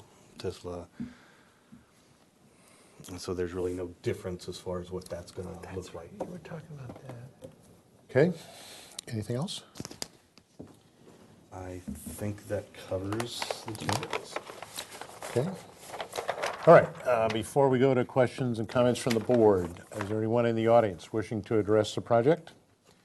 David, did we get any written correspondence? No, we did not. Okay, all right. Hearing no one come forward and we didn't get any written correspondence, the chair will close public comments and bring it back to the board for questions.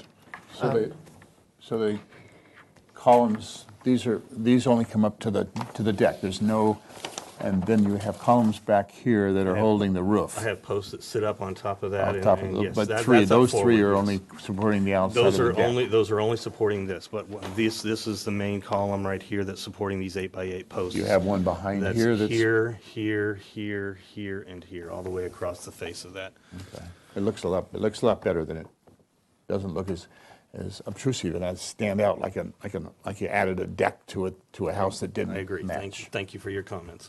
I I remember what it was like before. It would be nice if we could even hide those vents a little, even more if they could be. Well, you have to draw them so they look like something, but you might be able to hide them even more so they didn't look like what they look like. Yeah. So I had a question. Do you have any idea what your timing is going to be on for those Tesla shingles? Because I've heard they're like a couple of years away still. They are manufacturing several different ones that they have. This particular one, the time slots are, we've put our $1,000 deposit down to get all the information that we can get from them. It's basically, the timeline is we're going to probably try to start this as soon as we possibly can, if it's available by summer. If it's not available by this summer, then we will probably have to go with an alternative, which is an asphalt shingle, and then put, unfortunately, then put the solar panels up on top of the roof. Okay.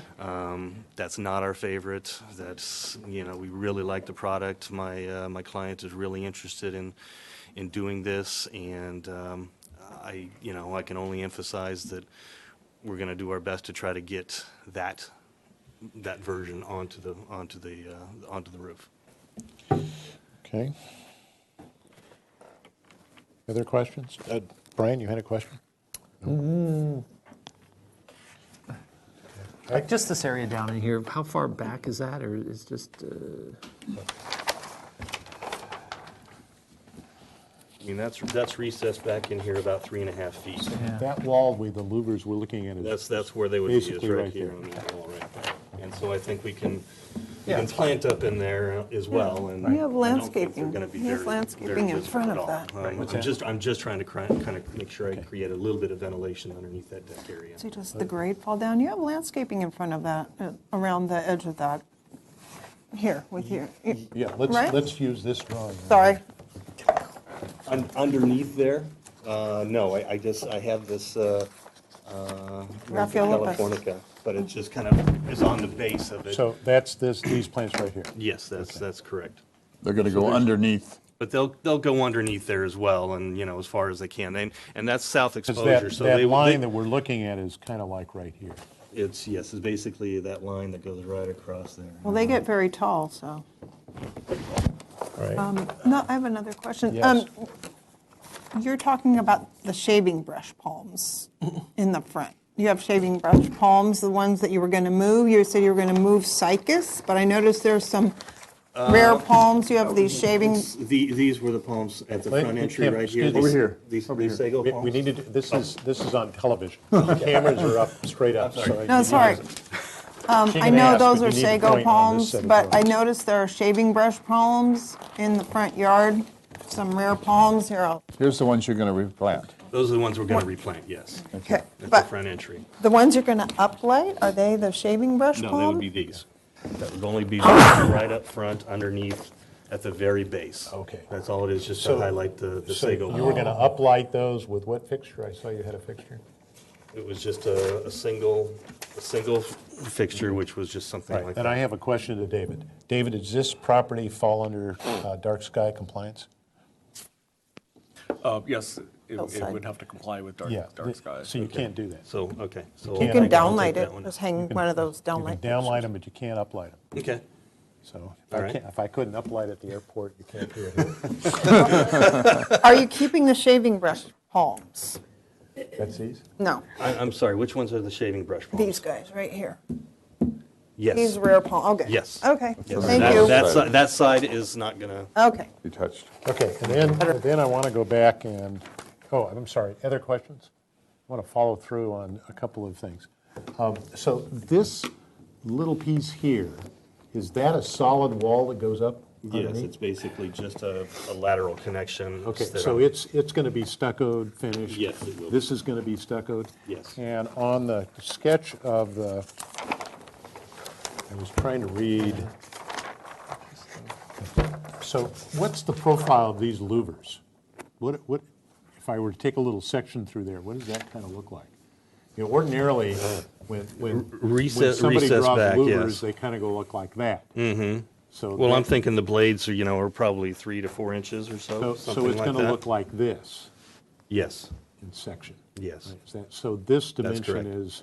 And that'll be 4 or 5 reset, inches. and that'll be recessed back on the back side of this, so you can, Okay, and what color will those be? Or and what material would those be? those will be painted out probably just the same color as any trim work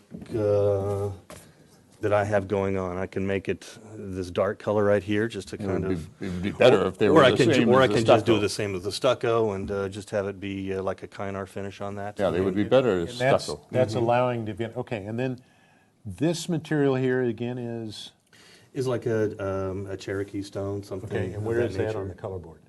I Have a photograph? I do not have a photograph. It's Okay. a kind of a grayish. Okay, so we don't grayish have that on the material. color board yet. That's the deck hanging over the corner. Yeah, over that's the this front side. edge here. So then going back to your plan, which is, what's that, this one? Yeah, so going back to your plan, then in theory, we would see the grout joints, correct? Yes, and so Because here's it's going to kind go of- up and over the top. Yes, so there's kind of what's going to transition. So there's So the so there's grout so joints. it'll come around this edge right here. Yes, and just And form this so soldier we don't course. know, we don't have a picture of, or color of what those tiles are going to look like yet, right? Other than your verbal description. Right. Is that the same tile as the deck? Yes, that'll be the All same. this is That'll going- all be the same. Everything up here So will be the this deck same as it material comes. will be that? Yes. Okay, we don't have colors yet, okay. And then, just so that I'm clear, this is a vertical stone, or this is a vertical plaster Vertical piece? plaster wall that sits What's- here. What is that right there? It's just it's an uplight that's underneath the. Okay, and so from here to here, what is that? Is that a surface of some sort? That is. Do we have a section? That's here. So that's plaster. That's something that's right there. Yes. So that's plaster, this is plaster. Plaster comes down and then Mm-hmm. it forms a little seat. And so these things that you're showing here, let's go back. So that's the elevation are. These- are little- these- There's little channels right here. It's basically just a bevel. This face is beveled and then it drops back. Right, and this is a vertical face right here. Okay, so And this those is- are recessed back in there. So it's, when you say beveled, it looks like that, and then That comes down like this. If I'm drawing a section. And that's exactly where the light would be, is tucked right there, which is underneath this this overhang, by light the way. is going to be shining up like that. Yes, which is underneath the overhang. Okay, so that's what I'm looking at there. So this is plaster, that's plaster, this is plaster. And then, are those seat cushions, or is Yes, that? those are just seat cushions. Okay, so on this side is stucco, and on top of that, you've drawn some seat cushions. Say that.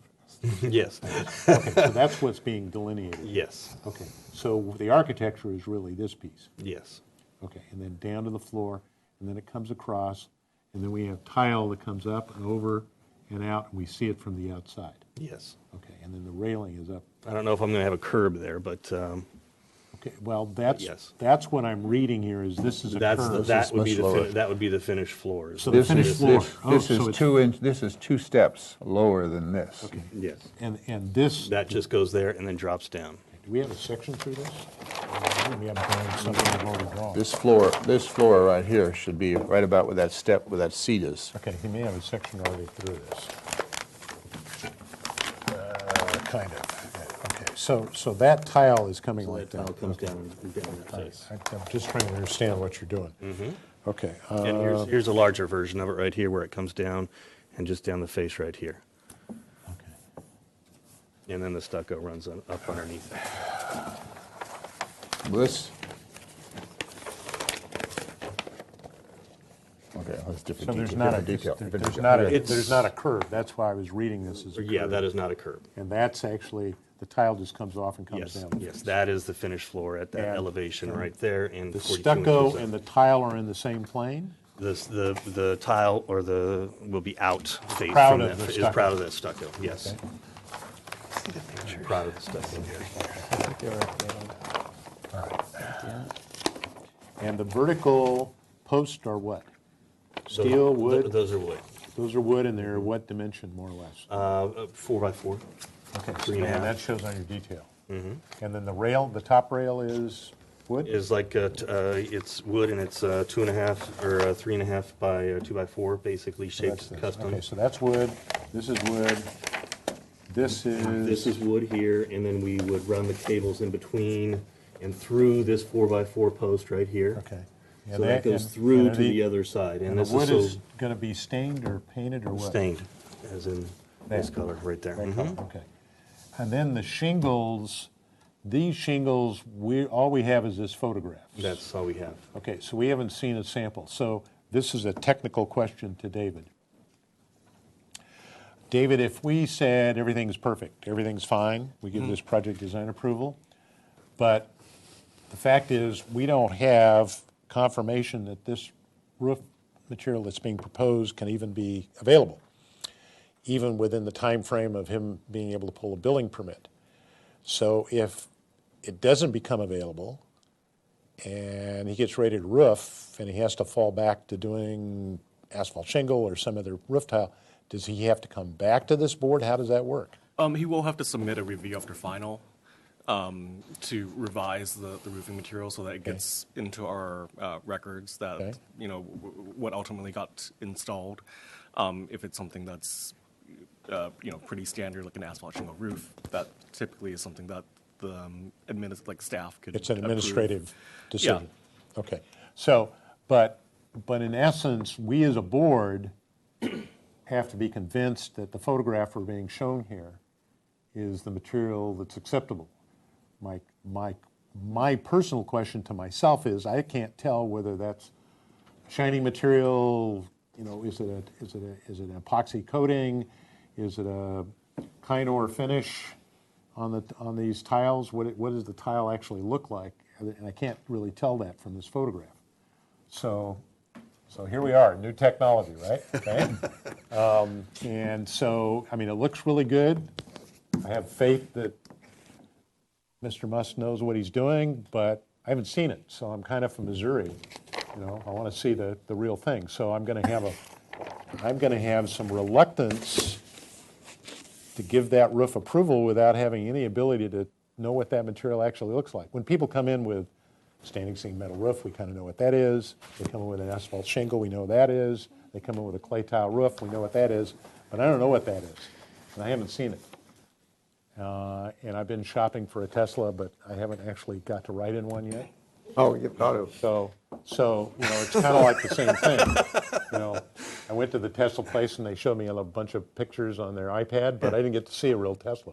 So I'm going on faith here. So that's technically why I'm asking the question. Even if we were all to fall in love with this and say it's wonderful, and we get out in time and that material shows up and it's not what we thought it was, I guess that's my concern. It looks kind of slatish. It is. Yeah, it looks like real slate, right? Wow. I'm assuming it does, but I'm from Missouri, I'd like to see the real thing. I have to say this, and it's probably politically incorrect, but I really would like to see what the roof tile. I'm excited about it. I think that's wonderful. I have Tesla stock, so. We put in the request. But it also the fact of the matter is you're taking a house that was Mediterranean. Granted, it's not what you'd call classically appropriate Mediterranean, but you're taking something that was Mediterranean into something that's contemporary. This town is sort of fixated with Mediterranean, if you haven't noticed. So it's we got to be. I don't know what my point is that I guess the roof tile has to. I don't know. You know. So, David, this is another process question. Could we approve this project if we were happy with all the other components, but only approve a asphalt shingle roofing material that's same in color, and then if, in fact, the applicant is able to obtain the Tesla tiles, can they come back and get a review after final on that? Yes, that's certainly one way to. So that's one way we go. could be at a level of comfort for this board to approve the project and allow the applicant to have the ability to put the Tesla tiles on, but it would need a review once they show up. Yes. Okay. And that would probably be in a direction we would give in our motion. Would that be a full Yeah. board? Well, that's a discussion we'd have to have, but you see where I'm going with this. If you're feeling uncomfortable about proving a material we haven't seen, one of the options is to approve a material that we know what it is, and then be very specific about the applicant coming back once they've determined they actually can get this new material. And then, is it just a consent calendar review? Is it a back to the full board? Is it, David, just do it at the front desk, whatever? Right, that's what I was wondering, because if you're just changing something like that, could it be done at the front desk, David? If the revision was to something conventional like a asphalt shingle, that's something that I would be comfortable reviewing administratively. What if we went the But if it was opposite the way? opposite way, I would at least Bring I it would back ask to the board to at consent. least consider consent If it level was review. controversial on consent, if there was questions, then it could come to the full board. Yeah, that's the other option. We could say, yes, go to consent. If the consent reviewers are uncomfortable, they could bring it up to the full board. If not, they can say, hey, look, we're satisfied. They give approval. Is there a restriction That's- on the board making comments on solar panels? I thought that was like exempt from Well, this is review. we discussed this when this was brought up last time, and I don't know that we've had a chance for staff to review the details with city staff, because there is a state law that basically says we can't make any comments about solar panels. The question we posed was, does this define itself as a solar panel, and does it fall under the state law? In which case, we don't get to say anything. Yeah, that's So I think remember that that's- conversation. That's Yeah, so I think that's part of our challenge here. David, is that an avenue you can go down and find out? And maybe we're not supposed to be making comments. Yeah, that's certainly something I can check. Yeah. check So on. it would it, in order to get him moved along with all the other pieces of the project, would it behoove us to approve this as a traditional roof material and then allow the applicant to pursue the Tesla shingles? He can then solve the problem of whether that falls into the state law or not. Yeah, I mean, at this point in time, I believe the plans are ready for project design approval. I don't know that you were asking for final at this point. It looks like there might be some additional work done. to Final the towards consent, if landscape that would plan. be, So at this point, we could have project design approval, and we can work out the details of the roofing at final approval. That's one possibility of how that will That's a work way out. to do it. Because at this point, we may be sitting here talking about something we're not allowed to talk about. We don't know. We don't have an answer. Right, okay. I do have the alternative down here on the plans, which would be a asphalt shingle. That So would be most helpful. I have a question. Has your vendor, Tesla, been able to provide you at least with a sample, a physical sample of? we have not. They haven't even been able to do that? Basically, they've asked us for $1,000 deposit for information and samplings of this. As of yet, that has not come through. You get a Model 3. If you're lucky. 2 years from now. I'm going to suggest. It's been approximately 2 months now. I'm going to suggest, in order to allow the applicant to move along with the project, but also allow the applicant to pursue this new technology, and given the fact we don't have a clear understanding of whether or not we can even comment on this product, because it may fall in line with the solar panel or state law, that needs to be clarified. So I would suggest that we make a motion that approves this project with the alternate traditional asphalt shingle roofing, with stipulation that if in fact the board is allowed to make comments on a Tesla product, that the applicant would be instructed to return to consent calendar for review after final of that product. If it's determined that that the Tesla product is not under our purview, then any further action by the board is moot. Because at that point, it's taken out of our hands. So I would attach that language to any motion someone wants to make. Okay, I'd like to make a motion that we give this project design approval with the following comments. The board finds the improvements to the dining terrace deck to be acceptable. The landscaping around the driveway and the lighting, down lighting, no up lighting, is also acceptable. That the design is consistent in appearance and size, bulk, and scale with the neighborhood. That it's definitely an improvement on the existing home that's there. The board would like to see would like to give approval for asphalt shingles on the roof with the stipulation that when you come back to consent for final approval, that you bring a sample or some more information about the Tesla shingles, and also a sample of the deck material, what you're planning to use on the decking. Okay. Deck tile. The deck tile, correct.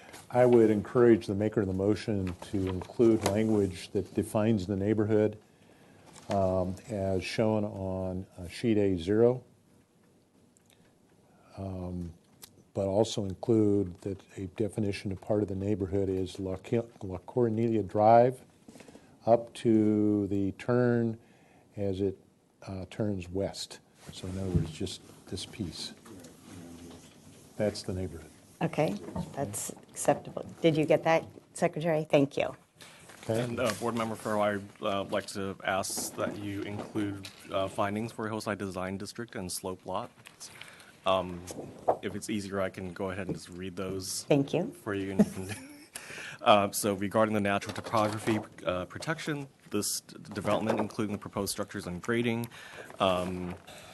is appropriate to the site. Is designed to avoid visible scarring and does not significantly modify the natural topography of the site or the natural appearance of any ridgeline or hillside. Regarding the building scale, the development maintains a scale and form that blends with the hillside by minimizing the visual appearance of structures and the overall height of structures. So if you're in agreement with that, Yes, that'd that's be part of fine. the motion. Thank you. Okay, so we're all clear on the motion. Do I have a second to the motion? Second it? Okay, any further discussion to the motion? Hearing none, all in favor signify by saying aye. Aye. Opposed, abstentions, so carried. Okay, so we work with David as you move your project forward. All right, thank you. Okay, thank you. All right. Where are we? We're at 415 Yankee Farm Road. When do you want to meet? I was gonna, I just haven't got, I'm just so busy doing it. Yeah, I've been away. I was thinking about taking some pictures of different places and just drive. I was Okay. going to do that, All yeah. right, welcome.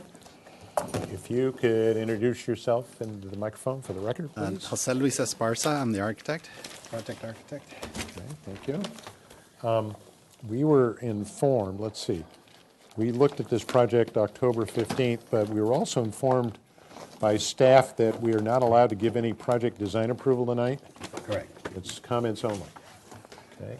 Second, Mr. Miller will read whatever comments we had from our last review.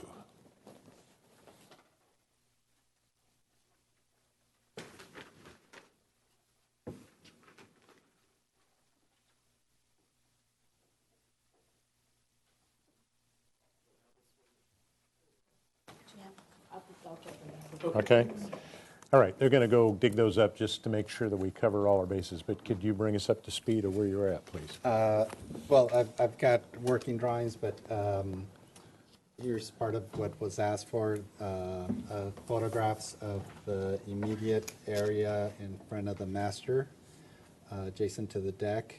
So here's one looking from over the deck. Here's one looking in the opposite direction. I guess we're not here. And this one is looking at the end of the building. I think today the main objective of the meeting today is to see if you support the patio cover that's attached on the northerly side off of the garage kitchen area. You saw that on the plan? Because it is, so it's this area here. And if we go to, so as you can see, it's in the front setback. We're applying for a modification to be able to build that inside the setback. And the setback is again where? This is the right-of-way, even though the property line goes to the center, and this is the setback line. So the structure that you're getting is right here? Correct. Okay, that looks like? And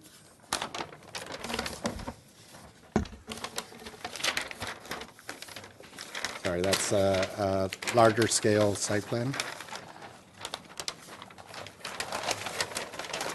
So it's here. This is our kitchen, dining, so it would be like a dining patio. So this covered patio element, is that outlined here, and it goes up and attaches itself to the existing? Yeah. That's what No, this. it sits on the roof. Since we're going to do a new metal standing seam metal roof, which we looked at last time. Okay, so it's going to sit on top of this element, right? Right, except we're looking at the opposite side. So it's not there. Okay. All right.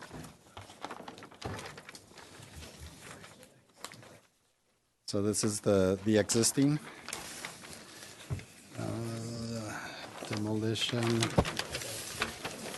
So I've got the minutes, Fred, if you want. Okay, let's finish and we'll go back and touch base on this. So here's the. Okay, so it's not flat. So what's the pitch on this? It's 2%.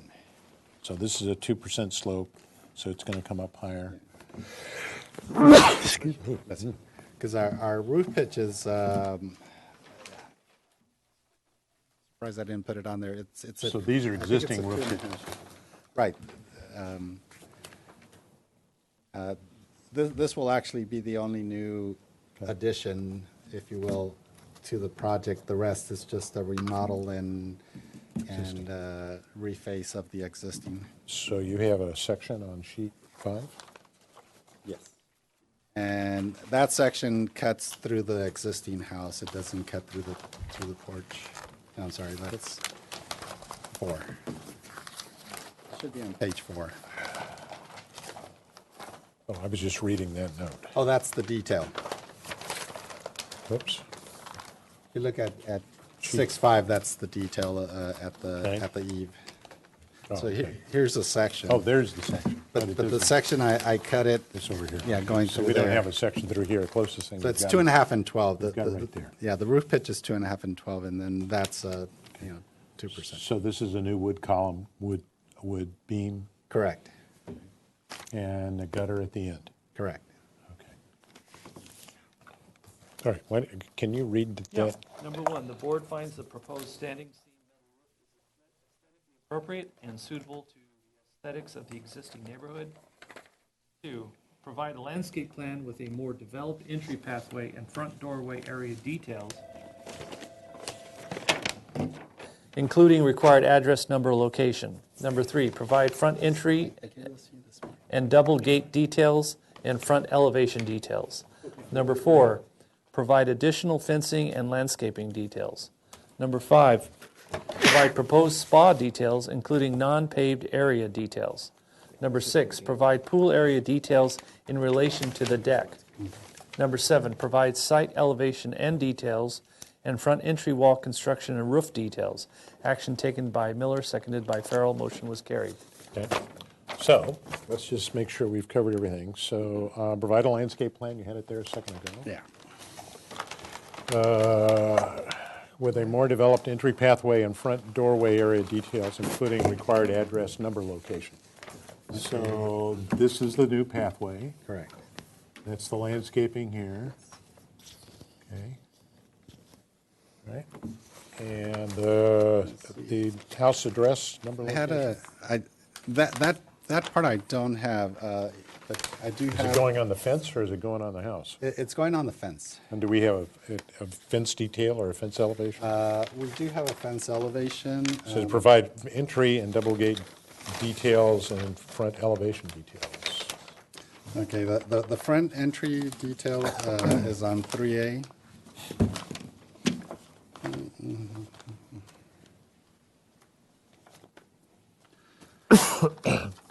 So here's at half scale the entry.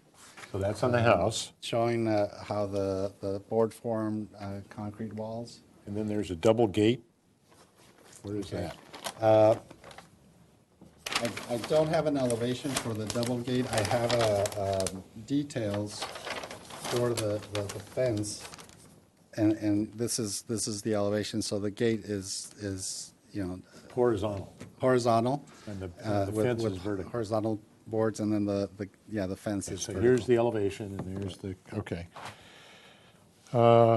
Landscaping, provide proposed spa details, including non-paved areas around the spa. Okay, on the spa, we they didn't want to do. They wanted to keep it very plain. Right now, it's an existing paving. At the entry, we did want to do crushed gravel and over rock, with a more of a dry landscape. So this says paved, non-permeable, Yeah, it's existing. existing. And is this a purchased spa that sits above the ground or is Correct. this in the ground? No, it's above ground. So it's a purchased item. Correct. And this is an existing fence? This is a new fence. This wall is existing. So what is that fence? How high is it and what does it look like? We're gonna match our dog-eared fence. Okay, and how high is the fence? It's 5 foot. So that's 5 feet here, okay. And it'll be 5 feet from the grade level, not the. Okay. Provide pool area details in relationship to the deck. So this is the existing concrete deck. So I think what we were asking is we didn't understand whether, is that the pool coping and is it flush with the deck or is it above it or what's that Yes, look like? and I'll have to work with the pool contractor to get those details. Okay. Did not, due to the holidays, he wasn't available. Okay. Then provide the site elevation and deeds of the front entryway, which is what you showed us a few minutes ago. Yes, 3A.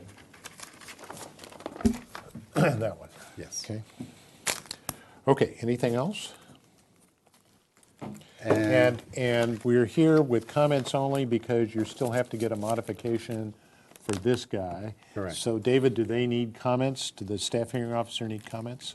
Yes, on the aesthetic appropriateness of that encroachment in the front setback. All right, so one of our obligations for action with this client, with this applicant is to give him additional comments, but also specific comments as to whether or not this proposed awning addition is aesthetically appropriate within this 35-foot setback.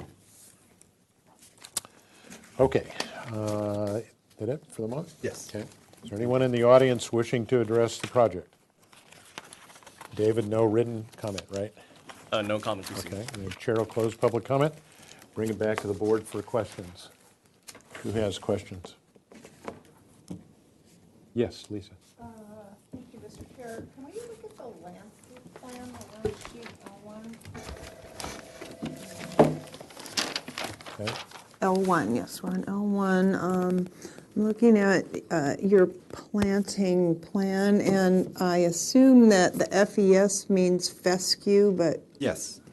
well, that's a very small grass, and how it's distributed, not only is it not shown at a correct scale, I don't think you're using it as you are thinking of. It's going to be really small, and you show it large.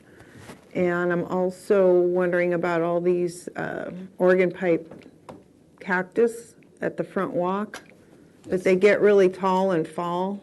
According to my information, they get about 6 feet tall.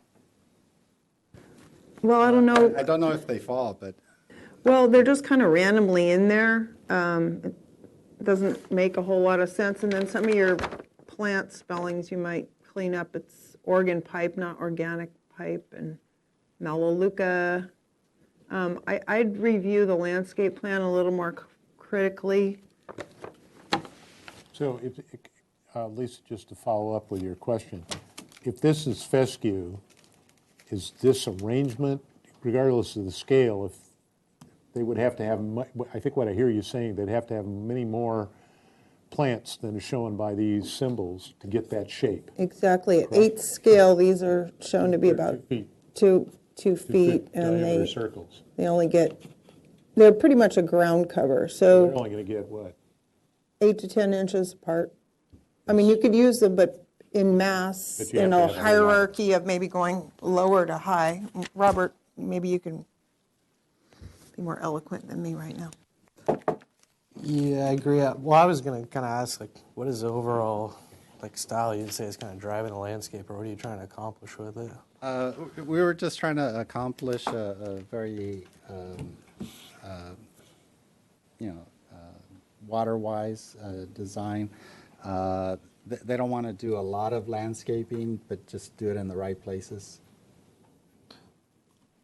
I think that maybe it's worth reviewing how you could potentially mix in some other plants with the fescue to add, like Lisa's saying, add some hierarchy to the planting. And is the rest of the site's pretty open, is it not? Yes. So you might kind of look at how this would want to blend into the rest of the site, because right now I think the planting is kind of like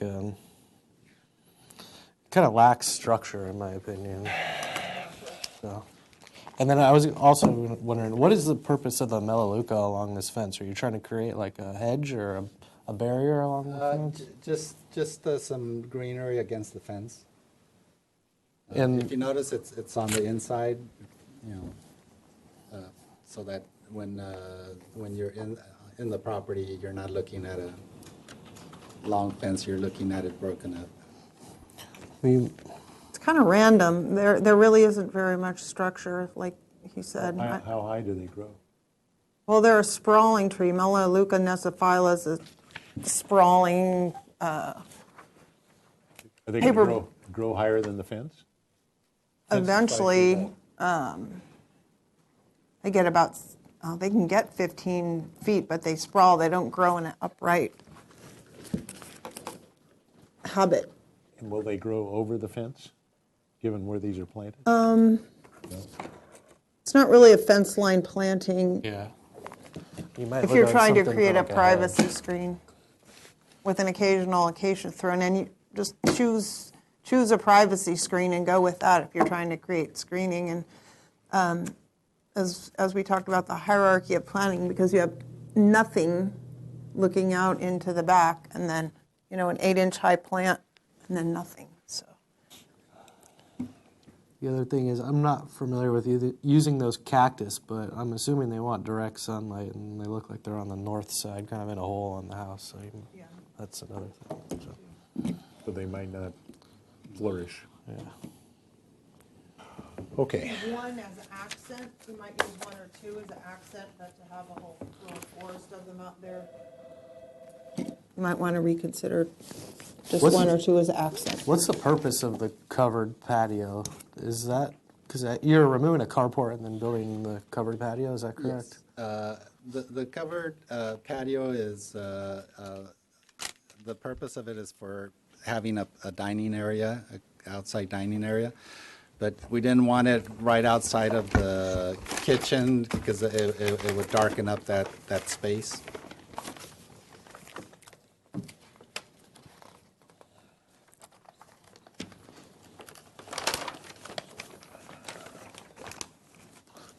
All right.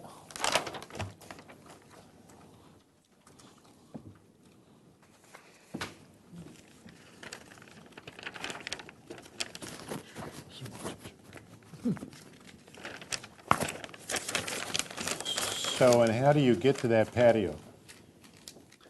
We have this 8-foot sliding. You're going to go to there?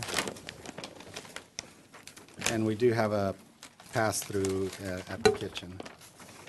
Let's go back to your site plan.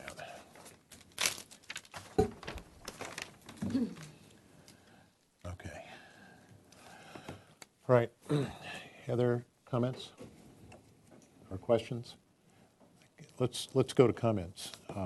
Who has comments? We have to determine whether or not aesthetically this patio cover is appropriate in the setback. And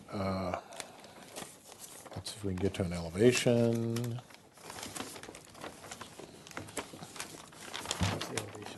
Okay. That's over here. So that's this guy on the east elevation. And over here and here on the north elevation. You have a photograph of that side of like? You have a photograph of that corner? In here? It would be in the first round of photos. Okay.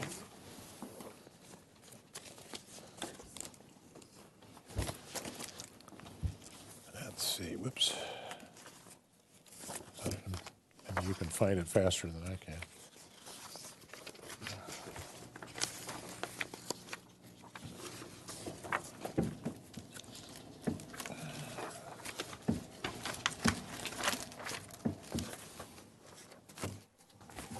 Oh, I see. So that's where the patio cover would be. Yeah. Right. Yeah, and that's where the garage was. Okay. And I think there's one more looking down. All right. Is the garage having to be removed because it's of a reason? No, Or the carport, rather? The garage was built, permitted with the original house. Uh-huh. The carport, even though it has at some point they put a door in front of it, it was built without a permit, so Okay. that's why we're removing it. And making a covered patio. Correct. Okay, other comments? Well, I'm gonna dive in on this one. We don't have this drawn. What's going on here is we've got a 5-foot high fence right in front of it, right at the edge. See where these two things touch? I should be using my bigger pointer.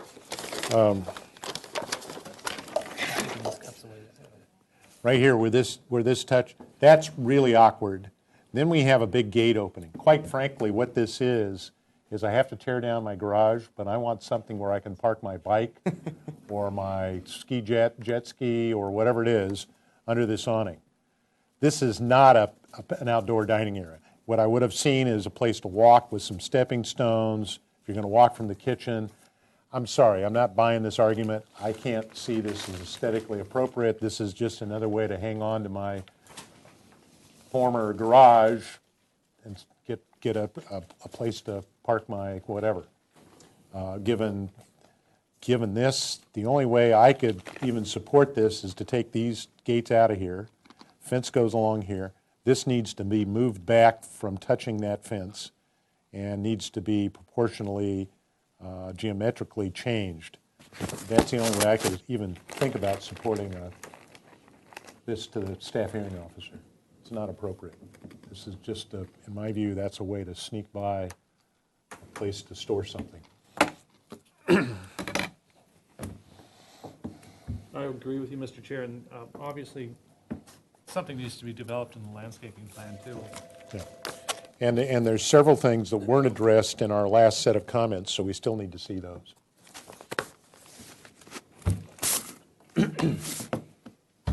Other comments?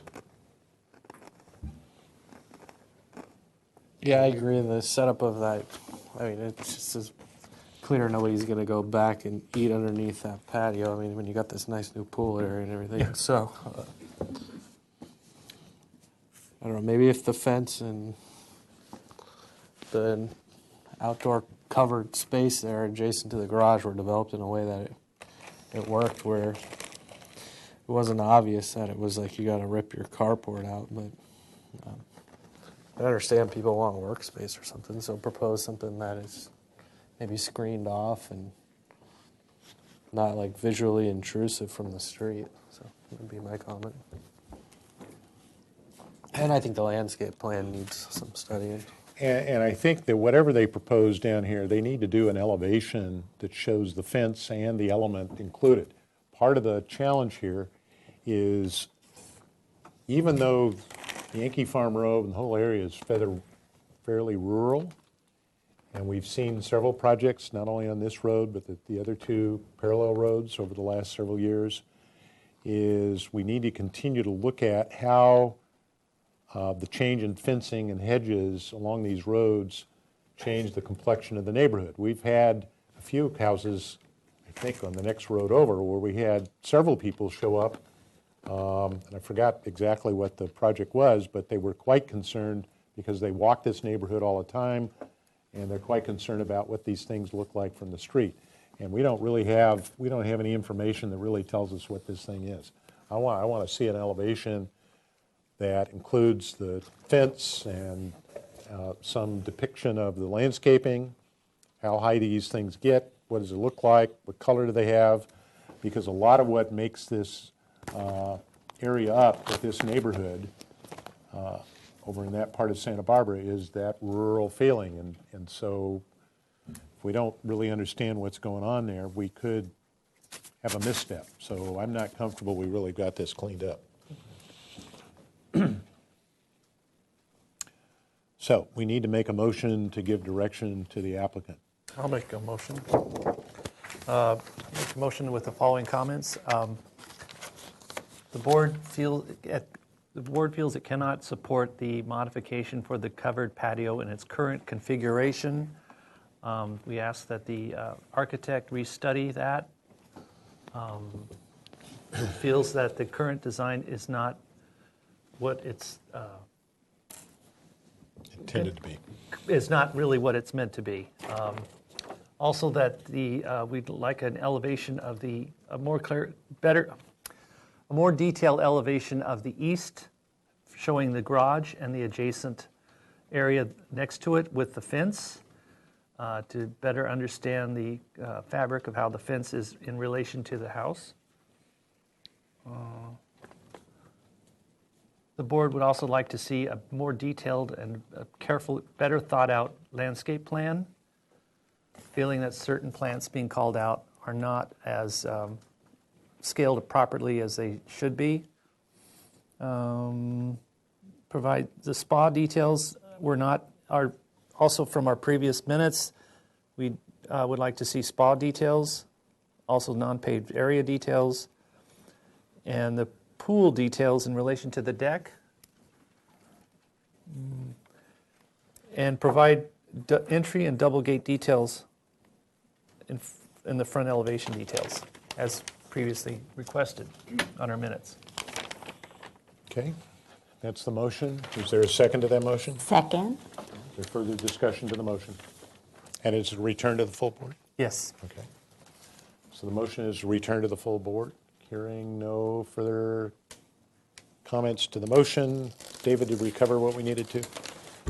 Yes, and that was an indefinite continuance Yes. to the full board. Okay. All right. Hearing no further comments, all in favor signify by saying aye. Aye. Aye. Opposed? Abstentions? So carried. We'll see you back here. And make sure that you read these so that you've covered all of that when you come back. We won't have to send you away again. Okay. Thank you. Yeah. All right, we're at 1941 Cielito Lane. This is here for project design approval. Requested project requires neighborhood preservation, hillside design district, and slope lot findings.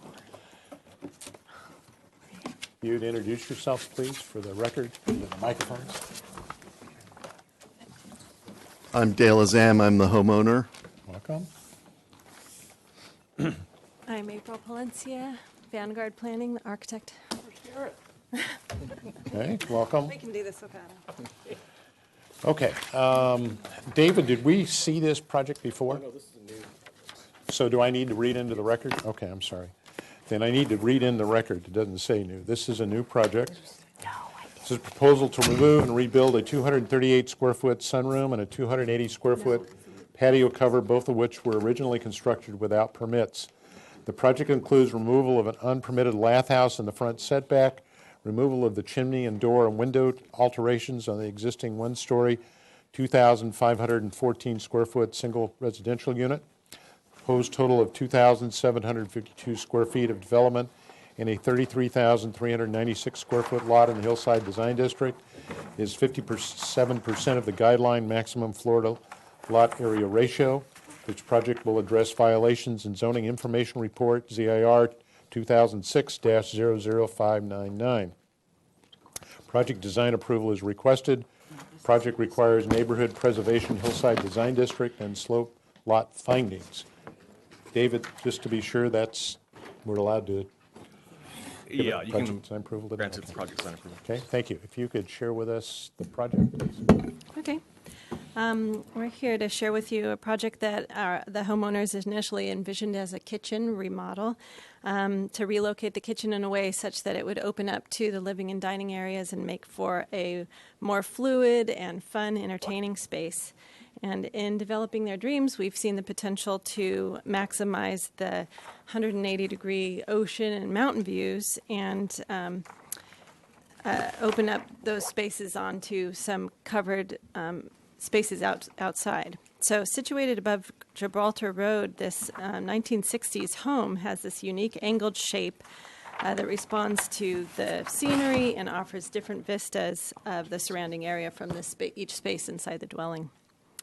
So to get you oriented, the vicinity map shows that the neighborhood is just west of Parma Park, and then the site itself is located just above Gibraltar, and Gibraltar wraps around it. And we can turn to the third page in the packet, sheet A, 0.2, for some photographs of the house. So as seen from Cielito Lane, the north elevation is primarily the driveway and the front entry, and then as you taken from the inside of the property, there's a screened porch and the side or west elevation of the house, also a covered patio, and then the neighbors are also shown. I should mention before I move on that prior to our clients taking ownership, these structures, the screen porch and the covered patio, were constructed without permit. So those will be incorporated in our And the lath house as well. And the lath house, yeah. So those will be incorporated into our permit for as an enforcement case. So the neighboring properties, you don't see a whole lot from the street. There's a garage and then some retaining walls and some driveways. It's kind of the back of house for these properties to their north on Cielito Lane. And then there's one picture of the neighbor to the south on Gibraltar. So on the demo plan, excuse me, you can see how we're taking out the kitchen that's kind of confined right now by this wall that bifurcates it between that space and the living room, and also taking out a pretty big fireplace and reorienting the use of these spaces inside. And then we're showing the demolition of the screen porch and the covered patio to the south. On the proposed plan, you'll see how we're providing a more spacious kitchen along the west wall, or along the north wall, and having the seating areas facing south, taking advantage of those like expansive, gorgeous views, and then rebuilding the screen porch and recovering the patio to conform with building code. Let's see. On sheet A14, The bird's eye view, the little Google image there, kind of shows how there's a lot of tree cover from the street. So from down below, you can't really see the property very well. It's shrouded in landscape and trees. And there's also a character image for the kind of cantilevered patio cover structure that we'd like to use on the south patio. It's not likely to be seen by anybody per se, and we selected this particular cantilevered structure because it wouldn't bear on the existing structure. We didn't want it to even touch the waterproofing envelope of the existing structure, so we felt that that would be an appropriate way to tie in.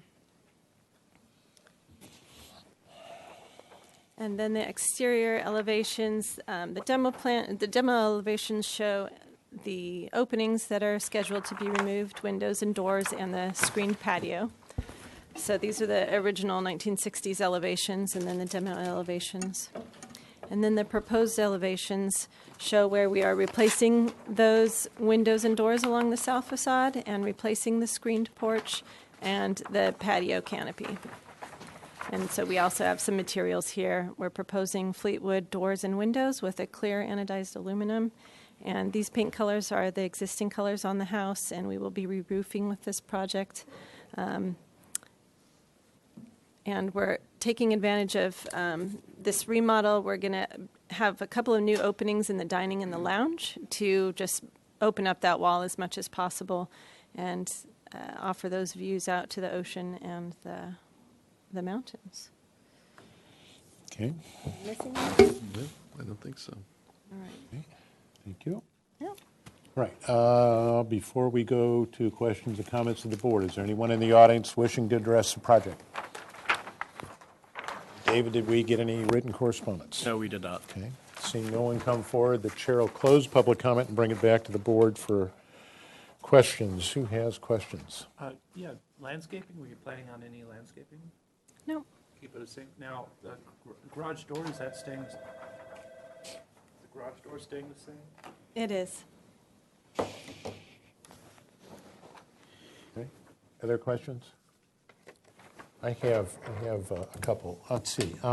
So this idea for this element is here, so I'm reading that as the element, correct? Correct. And does this indicate this open, or is that going to be a roof element? Yeah, I did forget to mention that we're going to cover it with a waterproofing cover because their existing structure is an exposed trellis, and they can't use that space in rainy weather, so we would like to propose a solid rain cover. So if I'm reading this right, these are the verticals that would be akin to this, but there's not a little planter wall just coming all the way down to the ground, or to the surface of the... Correct. Okay. So in essence, if I draw a section through here, I'm going to see something. This is, I'm assuming it's a steel tube system of some sort, and it's going to have a cantilever like this, and then on top of that is going to be some kind of cover. That's what I'm looking at right there. Correct. Yep. Okay. So, and it's going to go up and just what we would say is kiss the house, but it's not going to touch it. That's right. It'll probably actually go over the house a tiny Maybe, bit. okay, so Yeah. this is underneath that. Yep. Okay. Right, so that's what I'm looking at. What's supporting it? So what's supporting it is this frame structure here, and I see two verticals. I guess I'm wondering in my mind, is that going to be enough? But we'll let the designers figure that out. Okay, and then over here, on this element, am I looking at, is this one big long screen with no support between it, or what's going on there? So right now, there's a rock wall that goes to about 2 feet that we would like to keep intact if possible. That's this one. And we'll work with our engineer to use steel posts where there's currently wood framing to support the screen structure. So it hasn't been fully fleshed out at this point, but it'll be a metal structure. Okay, the reason I'm asking is if I look, see here you have verticals every, I don't know, 4 feet or something. Right. And I didn't see that over here. And I know this is kind of drawn at an oblique angle, so that was why I was, so that appears to be some kind of steel jam to hold this. This is a screen door? Is that a wood or a metal, or do we know yet? Probably. Well, the current one is aluminum. Yeah. But it's some kind of Yeah. framed screen door, and then there'll be some kind of set of verticals Correct. in some rhythm of some sort that takes us, here's your plan, down to that corner, and then we're going to see the same thing here. That door and that door is going to be similar. Does that show up somewhere on the other elevation? Oh, here, okay. So here. So between this, we're going to see some, because I know screens probably are not going to withstand any wear and tear for stretching that long. So there's going to be some vertical support somehow. Yeah. And right now, it's the intention for it's a metal of some sort. Okay. And it's going to sit up under this existing roof. Is there a new, is that going to be a structural column to hold that Yeah, roof it'll up? have a new roof structure. So these are some kind of roof structure to hold the roof up and then screened in, okay. And then this. It's going to remain a screened. Screen porch, yeah, they just got to rebuild it. Rebuild it. Because it was built without a permit. And this wall, you're going to try to retain of some sort. And then on the outside, where's your photograph? Your outside is landscaping, not paving, what's, that's going to remain? Yeah, just to remain. Okay, so this is just open land, okay. Once upon a time, before the drought, was lovely green moss. Right. So, but right now you had some stepping stones and whatever, and that's kind of stay there. Okay. And so that's that. This is the other thing you're requesting. Whoops. Is this. All this stuff is internal. That's not our concern. And then I had a question myself, but I think you've already got a note on here. Even though you're taking the fireplace out, oh no, you're going to remove that. Coming out. So are you going to patch that roof in, or are you going to put a whole new roof on? New roof. So, and that's why you showed, where was that? You have a photograph somewhere. Oh, I have a roof plan here.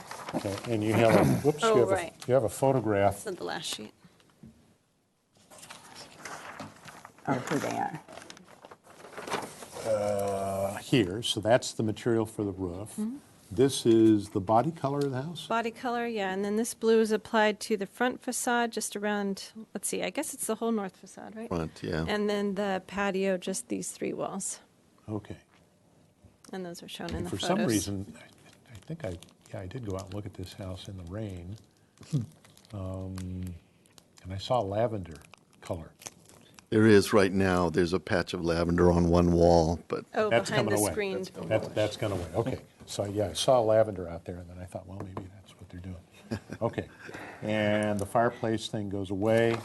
And then just for everybody's edification, you'll all remember, we've been looking at a project directly across the street. We've been looking at that wall, so you all kind of know where this project is.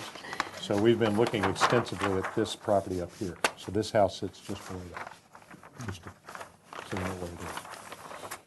Okay, and then the little lath house just goes away. Is the landscaping around there just what it is, oak trees? And it's just oak trees and very natural looking. okay, yeah. so that's just going to go back to where it was. And that's just your requirement to show where your open yard is. So it's really just these two things. That's it, right? Okay, and no modifications, no other requirements. Okay. All right. Other questions?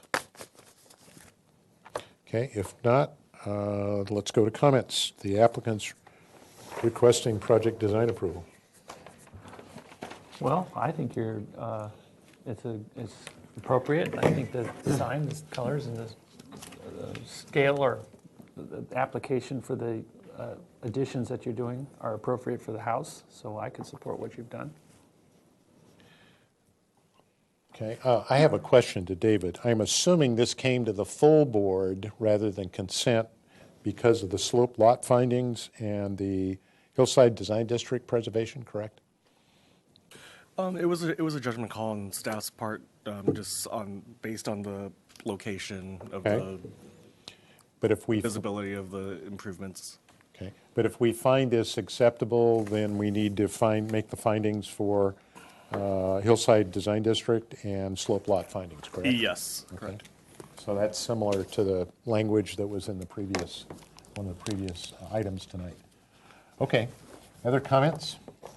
If there are no other comments, then the chair would look for a motion. Make a move. Okay. Board would like to give this project design approval with the following comments, that we appreciate the work you've done on the project, and the patio cover we find acceptable, as well as the newly rebuilt screen porch, the removal of the chimney and interior remodel is fine with us. And this project also meets the neighborhood preservation findings in that it is consistent with the appearance of the other houses in the specific neighborhood. It is using quality architecture and materials. It's consistent in its appearance with the rest of the neighborhood. I already said that. And as far as hillside and slope lot findings, it is in no way altering the existing slope or topography of the neighborhood. And that's my motion. Okay. And I would suggest that what we might do is add to the motion the definition of the neighborhood can be easily identified as by the Google Earth photograph as depicted on sheet A0.0. Please add that to the motion, Kathleen. Okay. Right. David, did that cover what we needed for slope lot findings? Yeah, but perhaps we can add something about the scale of the building that blends in with the hillside. The scale of the building remains modest and in scale with current homes in the neighborhood and is not obtrusive. Okay, that's the motion. Is there a second to the motion? Second. Okay. Does this return to the one of the things we To did? consent. Consent for final. For final. Okay. So that's part of the motion. That acceptable to the second? Yes. Okay. Any further discussion of the motion on the floor? All in favor signify by saying aye. Aye. Aye. Opposed? Abstentions? So carried. Okay, we'll see you at consent calendar. Okay. Thank you very much. Thank you. Is this ours? You'll need to work that with David. David needs one of them. Oops, we're down to last page. So we're at 958 Arbolado Road. Otherwise, Okay. Is this one?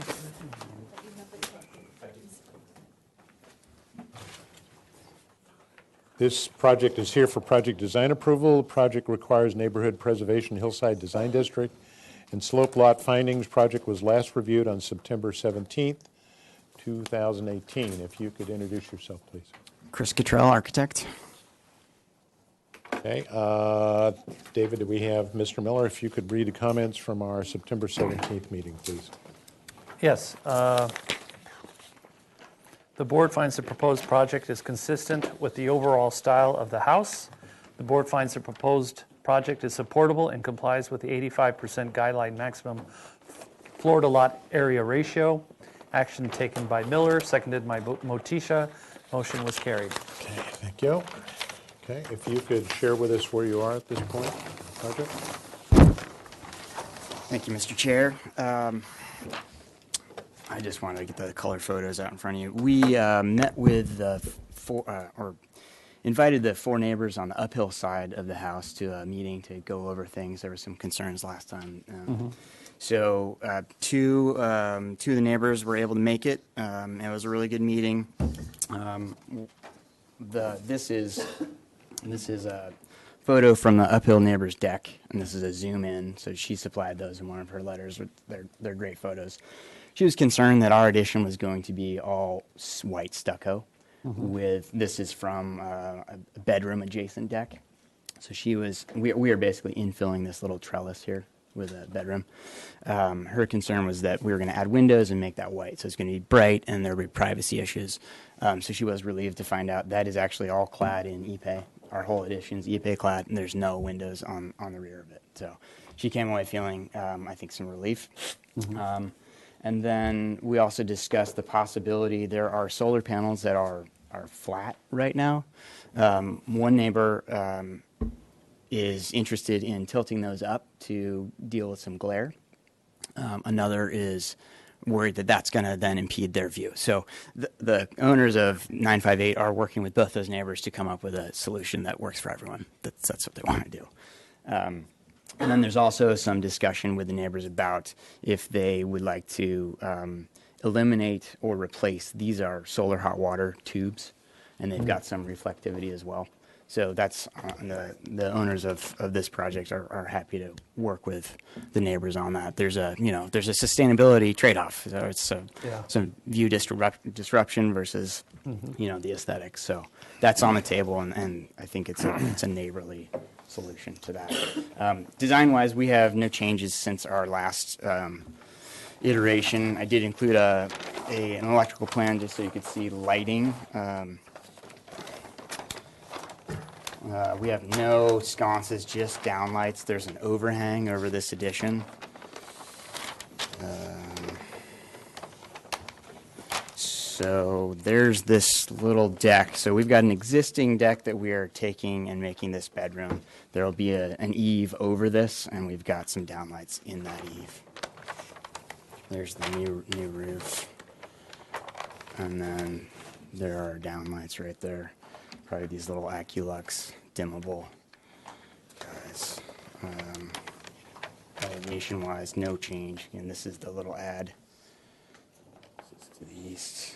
And then this is that, the backside of this neighbor's view here. Right there.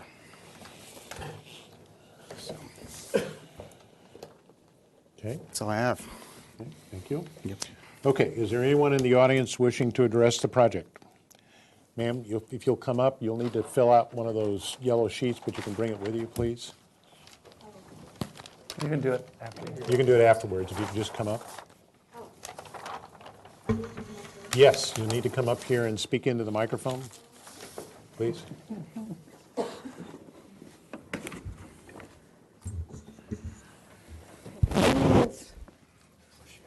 Oh, okay.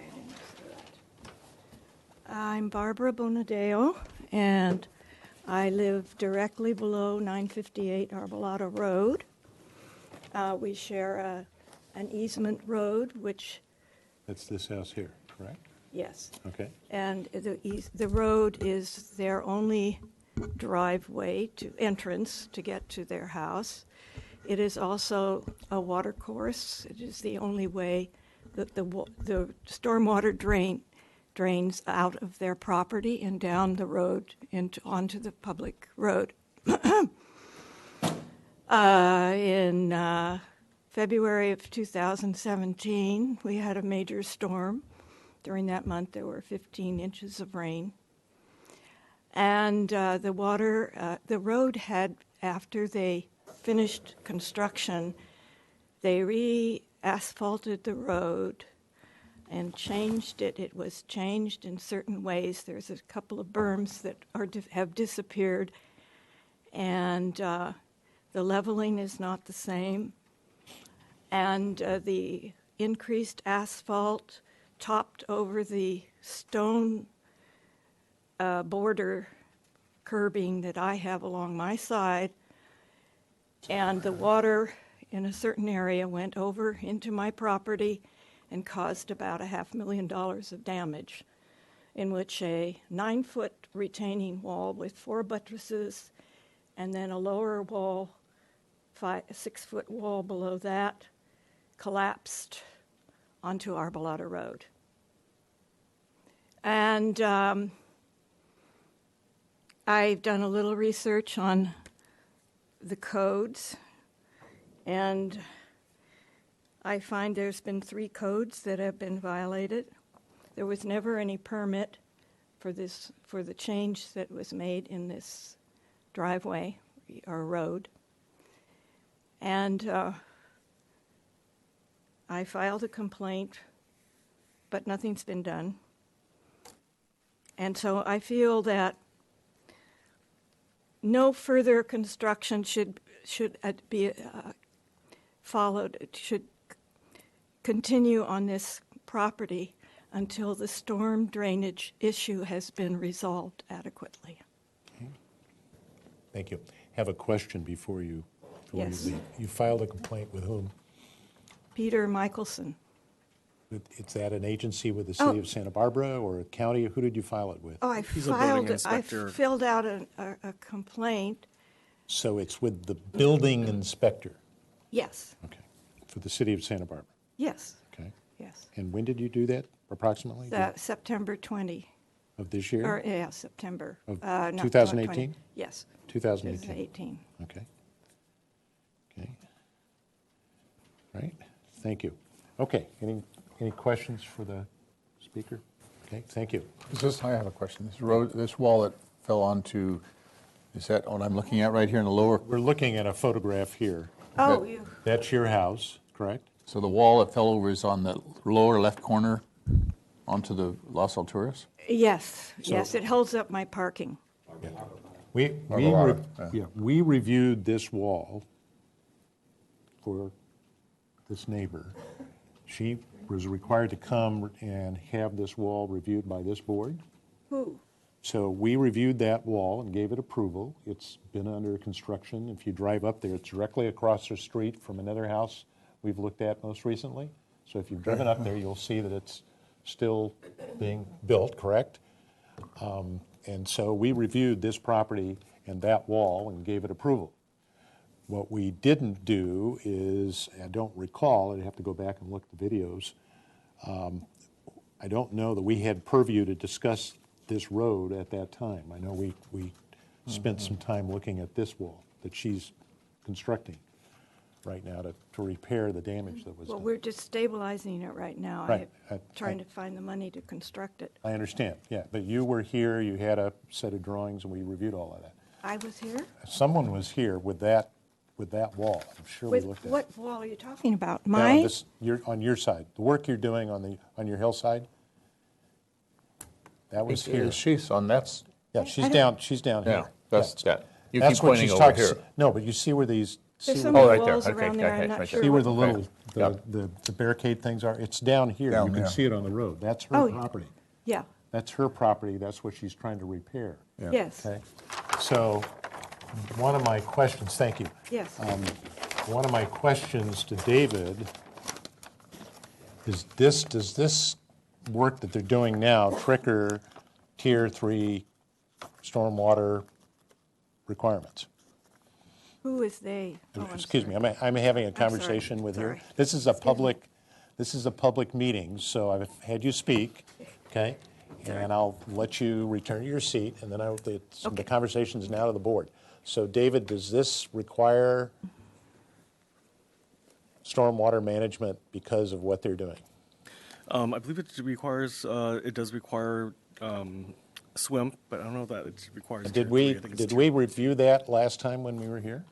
Mr. Chair, it was 2012 the last permit went through, and it was Tier 3 SWAMP at the time. So since it was Tier 3, they had to go through and do a whole civil plan.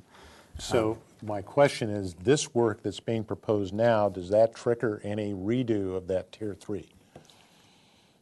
If it was within, I think, the last 2 years, it's cumulative. So if there was more than 2 years have elapsed since that last work was done, it would be treated separately from that. Okay, and the complaint that was filed in September of last year, 2018, has that been brought to your attention? No, I'm not. Can we familiar find with out that. what that's about? Yes. Because that may, in fact, have an effect on whether or not we can continue to review this project, would it not? I believe we can continue reviewing the project. It would just be if there were any issues regarding enforcement action, it would certainly hold up the building permit. So in other words, this board can review the aesthetic issues Yes. that we have been reviewing, but the technical issues of how stormwater is being handled on this site is something that the city will have to do. Well, yes, the city Okay, will, so will that's- have to review other aspects of it before any actual work is allowed to. Okay, and commence. in theory, that's before we can give this project final approval, correct? With respect to stormwater, yes. Okay. Now, if the board chooses today to give it project design approval, that's an appealable action. Yes, it is. Okay. If this neighbor is concerned about working continuing, will that neighbor have the right to file an appeal because of our aesthetic decision? How does that work? It would have to be based on your the aesthetics decision, because So- this board isn't evaluating The site. the site and the stormwater runoff. But let's see, I want to go back and look at. But we're supposed to make a finding for slope lots. So what I'm trying to get clear is the work being depicted on this drawing, in theory, we need to determine whether or not that's affecting any of the water conditions for a sloped lot, correct? Well, with respect to the slope lot findings, those are related to aesthetics. So, for example, if there was a significant amount of grading that would affect the topography, Okay. or if the structures, affect how, like perhaps a ridge line appears, for public views.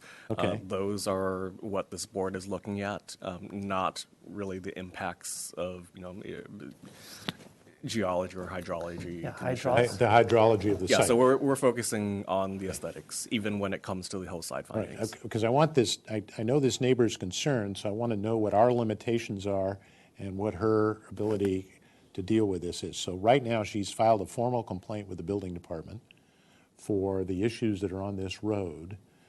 But that road is not under our purview at this point, because that's not what this application is about, correct?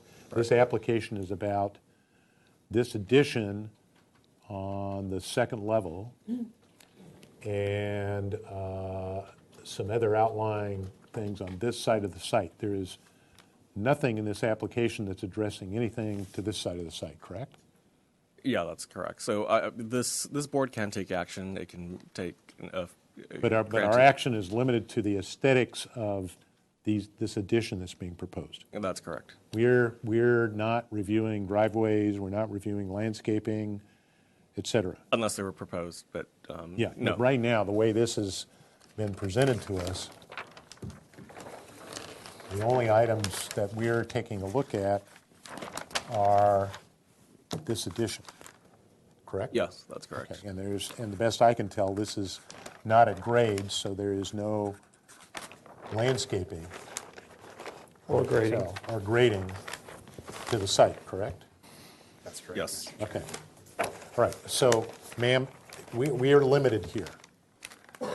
Okay, so we're only able to look at certain things. And your issue with site draining, whatever, has to be pursued with your complaint to the building department. This board doesn't, at this point, have any purview to determine one way or the other regarding that, because we're only allowed to focus on the applicant's request for this addition. So we're not reviewing any of the road, we're not reviewing any of the site landscaping, et cetera. Okay? Can you proceed then with building? That's going to be determined not by us. We're only here to look at the acceptability of the aesthetics of this addition. Okay, the design. That's the only purview this board has at this point. I'd be happy to have that discussion with you. Okay. Yeah. All right, so getting that cleared, let's go to other questions. Any other Well, questions? aside from all that, I'd say you've answered all our requirements. I can support the project. Okay, other questions or comments? Okay. One thing, Kathleen, we need to clear up. In these minutes, it says the action was taken by Miller and Motisha. The motion carried, and it was 7-0. That couldn't possibly be, because there's only 7 members, and I was opposed, so it needs to be 6-1. That needs to be corrected. That didn't work, okay? So my comment is I'm still opposed to this project, given the nature of what they're doing. I'm not satisfied, but. Why was your? Yeah, what was it? What was your objection? My objection is the color, the color and the style and the continued addition to this house. I just don't think it was appropriate, so I voted no. And I will vote no again tonight. Okay. Right, so having that, any other comments? If there are no other comments, then the chair would look for a motion. And the project is eligible for project design approval. I'll take a stab at it. Yeah, I make a motion that we approve the design for this project, design approval, and with what you're doing to the addition of the house, the second-story addition. I think that's all we're well designed or well defined what you're asking for. There's no other than that. You have met with the neighborhood and as discussed by yourself, you are trying to solve the questions that the neighbors have. I think we have to solve. You'll need to make a finding for the slope finding and the hillside design preservation. Yeah.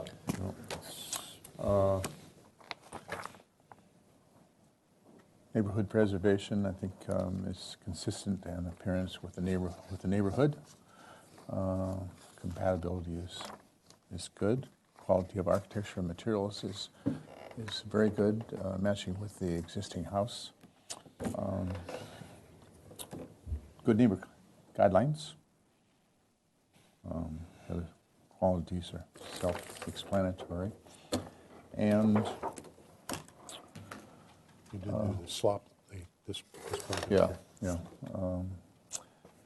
And the natural topography of the protection is satisfactory, and I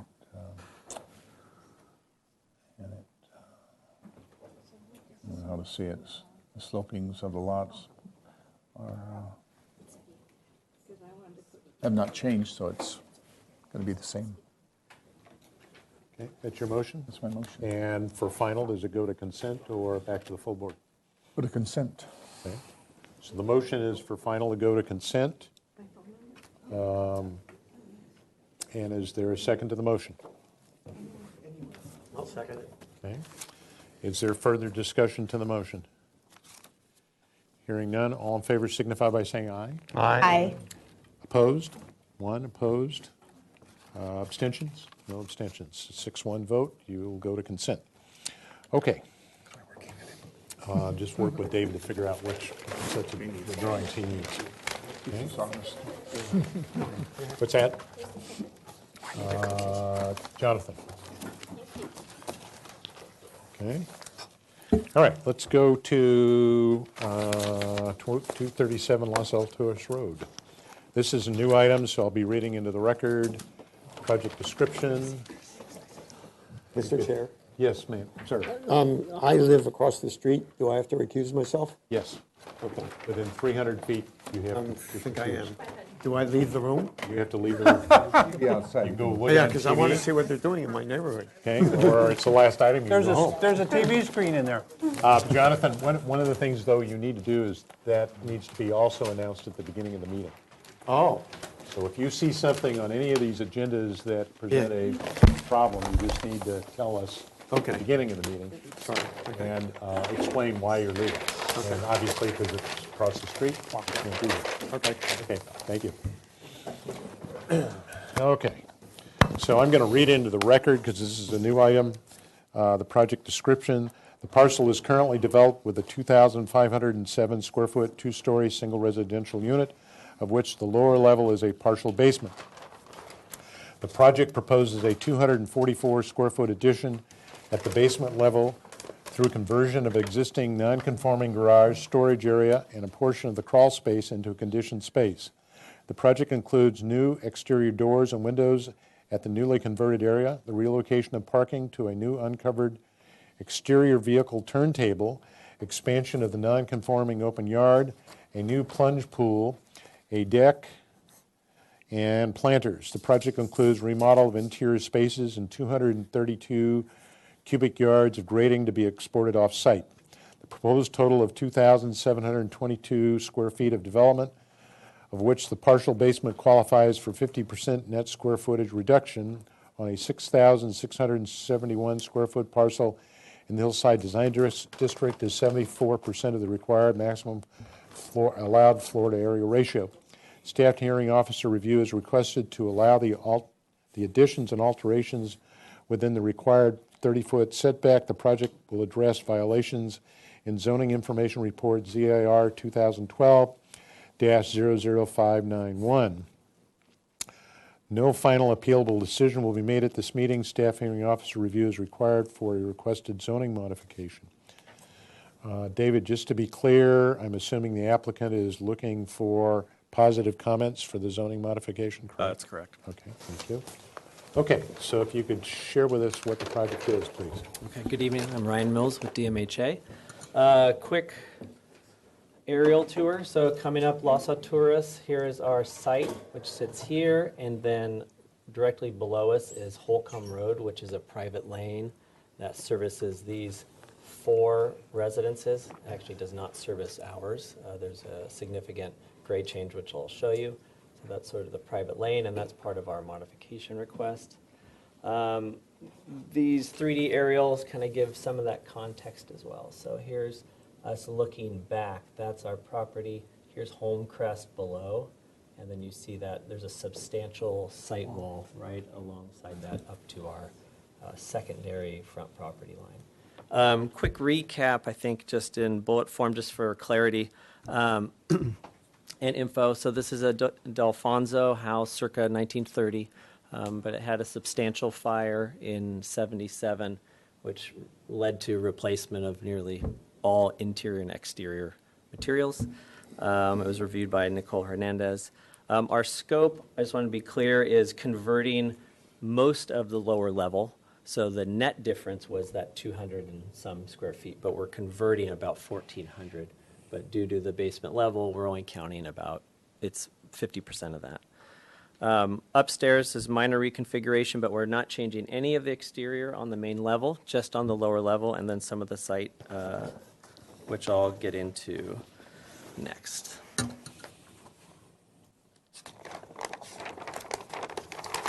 Photo tour. So vantage point from Las Alturas and Homecrest. You see there's the house that sits on the corner. Here's looking down Homecrest, towards the front corner is a lower stone and concrete wall. Then it grows as the Homecrest dips down. Here's a vantage point a little higher up on Las Alturas, looking down at the residence. Here it is again. And then just a few shots looking around. So this is the rear of the house where we'll be doing most of the work at the lower level. Another shot of it. The side, which we'll be revising some of these windows. And then this is the front where there's really no scope. Here's a photo of that existing site wall. I brought a few more photos that I think are going to be helpful as well. It gives context to the neighbor. So this is, let me go to the site and show you there. So here's the existing site plan, just for context again, Las Alturas and Homecrest. So we're not really touching the front of the house. So this is where we'll be doing a lot of the grading work. This top corner is really to establish a new parking area, and then this lower corner, which is really the view portion of the site, is where we'll be doing the plunge pool and some site work and open yard area. So let's get into proposed site work. It's a little more technical than we like to show you the first time around, but we had to work with planning on so many issues and transportation that we kind of dug right in. So coming to the back corner, we have a 22-foot radius turntable. Yes. No one, they're not hearing you. So cars pull back, and so at this top back corner is where we're placing the turntable outside the setbacks. We have a buffer of a site wall and hedge that's existing to the neighbors above and along this back property line as well. So we're doing some retaining here to create a flat area at that 104 mark for that turntable. And then we transition from there. We step down. There's 2 planters that provide some screening from the parking zone to the really usable yard area. 2 planters and a stair in the middle. The description said deck, but we're planning on its hardscape. So we step down 4 steps to a patio, and then again down to the new open yard area that's at the finished floor to the lower level.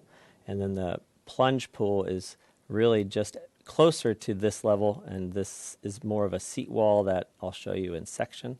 And then trough planter area, which is intended that no one goes over and then views out. And then we're slightly modifying the top of that existing retaining wall to add a rail, a protective rail. Where's the garage? Show me the garage is on that. So we are proposing, what's been approved is exterior parking. Exterior, that turntable is going to be exterior. Yes. And the garage is right? The existing garage is you come down and pull under the understory, but it's existing non-conforming. It skims my head currently when we walk in, so their current cars can't park in it, so it's really not feasible. You're going to eliminate parking. it. So that's the area we're converting to habitable space, which I'll show you here. Here's a site section describing kind of what we just looked at. Here's the back of the house. Here's the parking hardscape area. The stairs down to that first kind of cascading down to a patio, hardscape patio. Then here's that plunge pool, the small plunge pool, and then the planter and trough area that is a buffer to the edge. Is this the existing garage right now?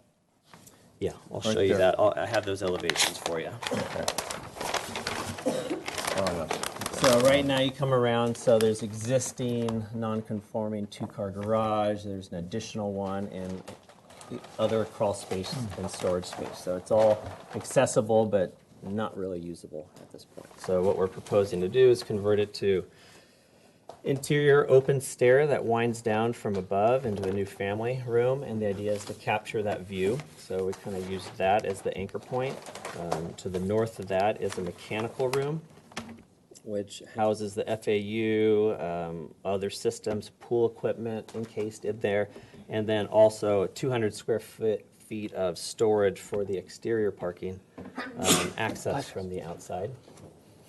And then interior-wise, the inboard room is more of a storage utility room, and then we're providing 2 bedrooms and 2 baths, kind of 2 suites that have outboard light to them.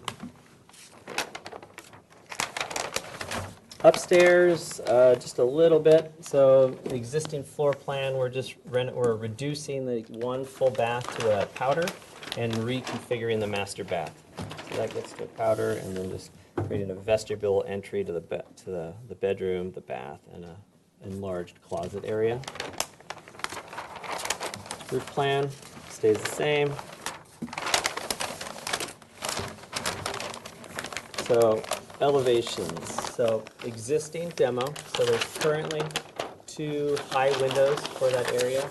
We are replacing. So I have to say, part of the conversion to the lower level is we are reducing or lowering the whole finished floor slab by 18 to 24 inches. So we're lowering that down. Putting a new foundation under the whole, Yep. that whole west and south end, That's right. south That's walls. right. Under most of the new house, yeah. So in doing so, you can see, and allowing more buffer. Those are high windows in that current space. So this is the new head height. So it's all moving down. So this is the existing, those 2 windows. And here's the proposed 3 windows on that elevation. Again, the upper level stays the same. So here's the rear elevation. So there's currently opening here. There's the 2 garage doors that exist. And then here's the new. So again, at the corner where the view is, we're maintaining the similar opening for French doors for that to move out to the yard space. And then there's the hatch for the storage area, and then 3 windows that align in that new living room space. Hatch for a store, that's that garage, or parking It's required when there's not covered parking, you're required 200 square feet of You said of hatch. storage. This is a hatch, so it's not a full height door. It's a little lower. It's like 2x3 access. So it's like more like an attic space. With a well, like a well that goes down in? Not a well. There'll Just be, straight. there's a finished level at that, so you can slide things right in and out from that outside level. And the front elevation, there's no change.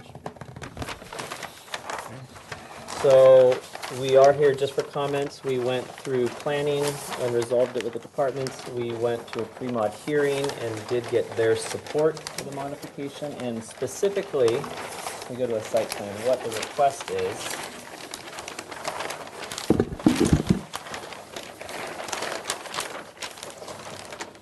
So specifically, for the pool, 5 feet is required for interior setbacks, but 15 feet is required for front yard setback. So we're in a situation where the city is considering the private lane a secondary front yard. So our request is to ask for the modification of only 5 feet, treating it essentially like a second interior setback. So that's our request, which has been supported by Stephanie through our pre-mod hearing.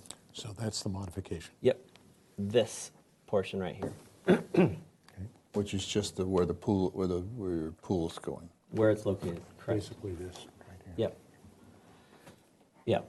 And so there's much more design to do with all that site work, but we wanted to make sure we were on the right path. We came here first, then we'd go back to the staff hearing officer, and then come back to show materials and finishes and a bit more. Okay. All right. Is there anyone in the audience wishing to address this project? David, no written comment? No. Okay, the chair will close public comment, bring it back to the board for questions. Who has questions? I have a couple of questions. Are you going to have to use caissons? Have they? We haven't done that. We do have, there is a structural engineer and civil on board. It's a friend of the owner who did some initial looking, but no, we haven't. I mean, have you gotten a soils report? I'm just curious. This has That's in process happening right now. All right. Well, I wish you luck on that. I would assume that's the case. Yeah. No pun intended. Yeah. Is there a retaining wall along the Wait, I west side of wasn't the finished property yet. at the Can I- corner? Wait, Joe, I'm not done I'm yet. sorry. Next question on the floor plan, this basement floor plan. Yeah. Where is it? Just kind of curious, the storage, how do you get into that? What is that? That's kind of strange. That's actually, well, there's high, it doesn't show in this cut, but that's like, these are stem walls. So Oh, this so it's is not- existing, that's the existing stem wall of the house that we're maintaining Yeah. here. So that's at about chest to neck high. So there's a couple places, I'm not showing it in the storage room, we were again gonna introduce some hatches just so you could Got it. throw some additional stuff in there. It's like this- crawl space. So this is a full wall here, and this will be a partial height wall. Yeah. Is that what you're saying? Okay. Okay, those were my questions. Okay, Joe. Is there a retaining wall on the west corner, southwest corner? This indicates south. This is southeast corner. Southwest corner, I'm looking at this corner right here. Is that property, obviously this property is below this property because this is off of. I'll show you the area. You're saying, I just want to make sure. You're changing the whole So you're topography saying, of that corner. where am I? Right here. Here. So you're saying between these, Yeah, is there a this retaining- house, this existing back property line does drop a few feet. So this house is lower. I can Yeah. show, well, here's So an it- example. Here, it says CMU wall plus 12 inches above. So there is a retaining wall here of some sort, correct? Yeah, and I can show you. It's existing. That's existing, and we Okay, gotcha. Here's some of those views. This shows, this helps. This is that. So this is the neighbor behind us. So you can kind of see they're down. That's this about- roof right here. Yep. So we're here looking at that ridge line. Yeah. So they're down about 3-4 feet from us at the lower level. And so these are existing walls. The outer one, we don't think we have to change. We're not intending on changing any of that back property line. You're ruining the view of Here's- the cars have a great view. You're ruining the cars. Well, no, on the contrary, that's what we're looking at. You can see right now, that's where the cars park. So they're just trying to recede them to the back corner where they've actually had many conversations with this neighbor. Originally, they talked about a garage, but these neighbors pleaded with them not to do a garage rather than having a structure. So these two cars, you can see, get pushed back to that hedge. And so the open yard is what the neighbors above will now see. Okay. Other questions? Yes, Lisa. Yes, Ryan, question about the turntable. Does that make noise? No. I'm proposing one on one of mine. They're very Yeah, quiet. Very quiet. I was going to say very little. I'm honestly not armed with what that is with decibels. We can absolutely, we have a spec already, so I'll bring that next time. Very curious about listening You can to. set them right in the slab, or you can set them They're on top of the surprisingly slab. simple technology. It's very interesting. Yeah. It's probably the maintenance that makes it louder. Anyway, and one more question was, what is outboard lighting? I'm sorry to be naive, but I don't know what is outboard lighting. You were mentioning outboard lighting. What does that mean? I said outboard lighting. You heard it. In the lower level, yeah, you were talking about the lower level has outboard lighting. You said outdoor. Outdoor. Okay. We haven't addressed lighting yet, so I'm not sure Okay. what I said. Okay, Other questions? Okay, I've got several just because I'm trying to understand what's going on here. So let me start by the easiest one. It's just I want to try to understand what's going on. Here's your floor plan. Right there, next sheet. Existing grade on So, just so I understand, so that's at one level. Is this floor level the same as that one? Yes, this whole level will be the same.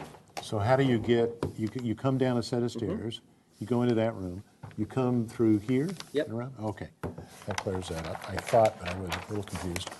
Okay, and then existing grade is where on this drawing? That dash line. Okay, so you're pulling out that soil here. You're going to pull this soil out here, but it appears this drops even further, Yes. right? So is there a section this way? No, this one where I just show you the one through the parking, the platform, the Okay, plunge pool. And so this drops another, what scale is this? Quarter inch, so that's 6/8. A quarter.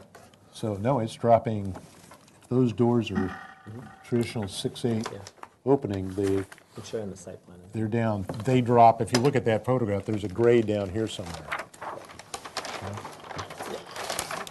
Is that whole? So you can see, so that section you see us cutting, I just wanted to show the contour Right, down right, the wall. okay, So and yes, then that's where these steps come in, okay. That drops everything To down. the finished floor. And that drains all the way out to the So wall. the 200 and, the 200, where is it? The 232 cubic yards, that's why I was trying to figure out where all this soil is coming from, is being taken out of here, more or less. There's some being taken out of here. There's some being taken out there. But the grade for right here, is that close to Yes. the existing? A little bit low. Yeah, it's Lower. close. I would say It's close. the more substantial cut is actually lowering. So a lot of this soil is coming out of the inside of here. So part of that, because one of the concerns I have, you've got 14 to 16 plus truckloads of soil going off this site. Okay, so that was one question. The other question I had, you had a photograph looking that way, and I think you said, Which no, way? this to this west. Is that west? This That's, yeah. Yeah. So, corner. yeah, so that corner, so this is going to drop down a bit here. That 5 feet we're looking at is right here.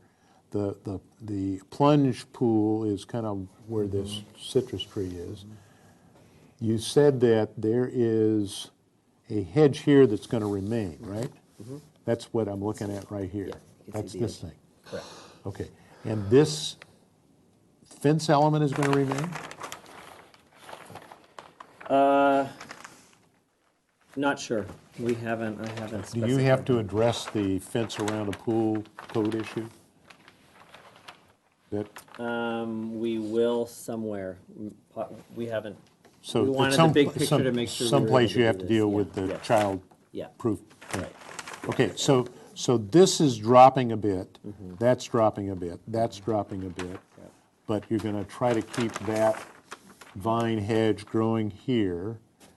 And so is it the intent to allow that to extend out a little further, or basically it stops where it stops? And is that a wall, or is that a fence? That's a wood fence. And that's gonna stay there? That's gonna stay there. They wanna Okay, maintain and that all comes to where, So- right to there? Yeah, it is. So the Right hedge there, and the okay, fence. okay. So the idea was. Be able to we'd look like- out that way. Yeah, we'd like to. Look out that way, okay. Across the corner as much as we can before we really interrupt, any privacy concerns. All right, and then you're going to repave, no, it says existing pavers. So is, from right there, and that's going to match these? Yeah. Okay, so you have, these are non-permeable, correct? And that's non-permeable, this is going to be what? Grass or some sort of turf. Okay, so it's going to be some kind of turf, and that's planting, that's planting, that's planting. So have you determined you need to do tier 1, 3, 2? Do you know what you have to do yet? I think it's on the cover sheet. Yes, we will. We absolutely will. I'm trying to remember if we're tier 2 or 3. I thought we had it here. Says Tier tier 3. 3. Okay, so you have to do all the Yes. tier 3 stuff. Okay. Yeah. Which we assume will happen under the common open yard area. And then I had one other issue. Okay, that window right there. That window is in, is that this bedroom? Yeah. And then it goes around the corner. So that surface of wall is that surface up here. Okay. Okay. Okay, I will reserve that for comments, but that clears my questions. Okay, and you haven't got the lighting yet? Right? Other questions? Okay, if not, let's go to comments. You have comments? Well, I think it's nice that you're maintaining the whole original portion and the view, the upper story of the house that everybody sees anyway, and that's all going to maintain and look in its original state. So I think that's a really great thing. That window up there? Is that an existing? Positive comment for you there. It's a lot of dirt to be moving out, though. That's going to be a big project, and a lot of trucks on APS and Los Alturas. But. So, David, I want to follow, if I may, Jan, Yeah. on that question. The number of truckloads, et cetera, is that, who looks at that? Is there an environmental assessment that's done with this project, or how does that handled? There is an environmental assessment that's done with it. Offhand, I don't recall what Has that been done yet, or is that still in the works? That has not been done yet. That'll be done Okay. prior to And- the staff hearing officer. And since you brought to our attention at the beginning of today's meeting this issue of slope lots, does the amount of dirt being moved or taken off or whatever, or graded, is that something we have to look at as a part of our finding? Yeah, it's certainly something to consider. It's whether or not you find that appropriate, like given the context of the project So- and the site. I think one of the pieces of information that might be helpful when you come back is telling us how much is coming out of that basement and how much is coming off the land, just so we kind of understand where that 232 cubic yards is coming from. Because David just confirmed, we do have to make a slope lot finding. Let's see, the other, We may have, I do have that. do you have it here? Oh, yeah, you do have it, I okay, do have so. the breakdown. There it is. Yeah, so under the floor is 160 cubic yards. That's inside the house. That's the biggest piece, and the other 63 is what's outside. So because we will have to, even if we're okay with that, we have to make that part of the finding. The other comment I have, and I agree with Jan and others about this is not really touching the house that most people are going to see from the street, so I think that's okay.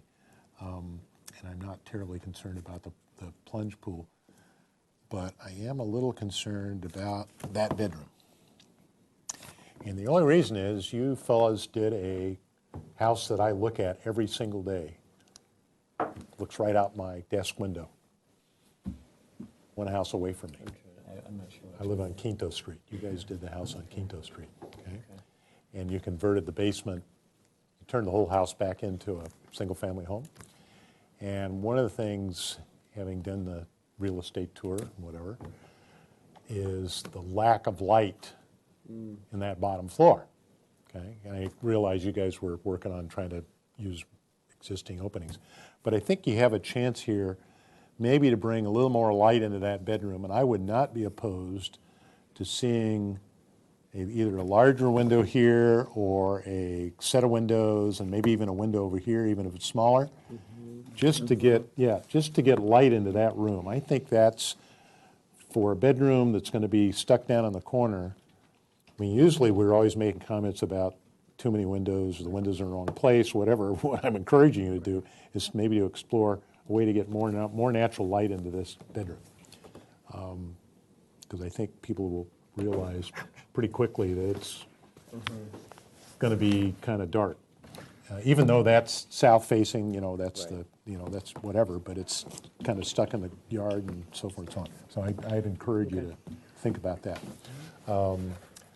The other thing I would suggest, just so maybe we understand it from there, I was going to have you cut another section, but maybe that takes care of it. You see what's happening? There's the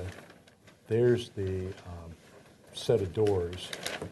These are trifolds that push back, correct? And then to these. Yeah, this is the set cut right along the I'm trying to, I can't read my glasses there. Okay, so that's all even. And this is that little half door that gets you into the underside of the house, okay. So it won't have that shadow line. Right. So the only other issue I'll be really interested to look at is how you're going to deal with lighting.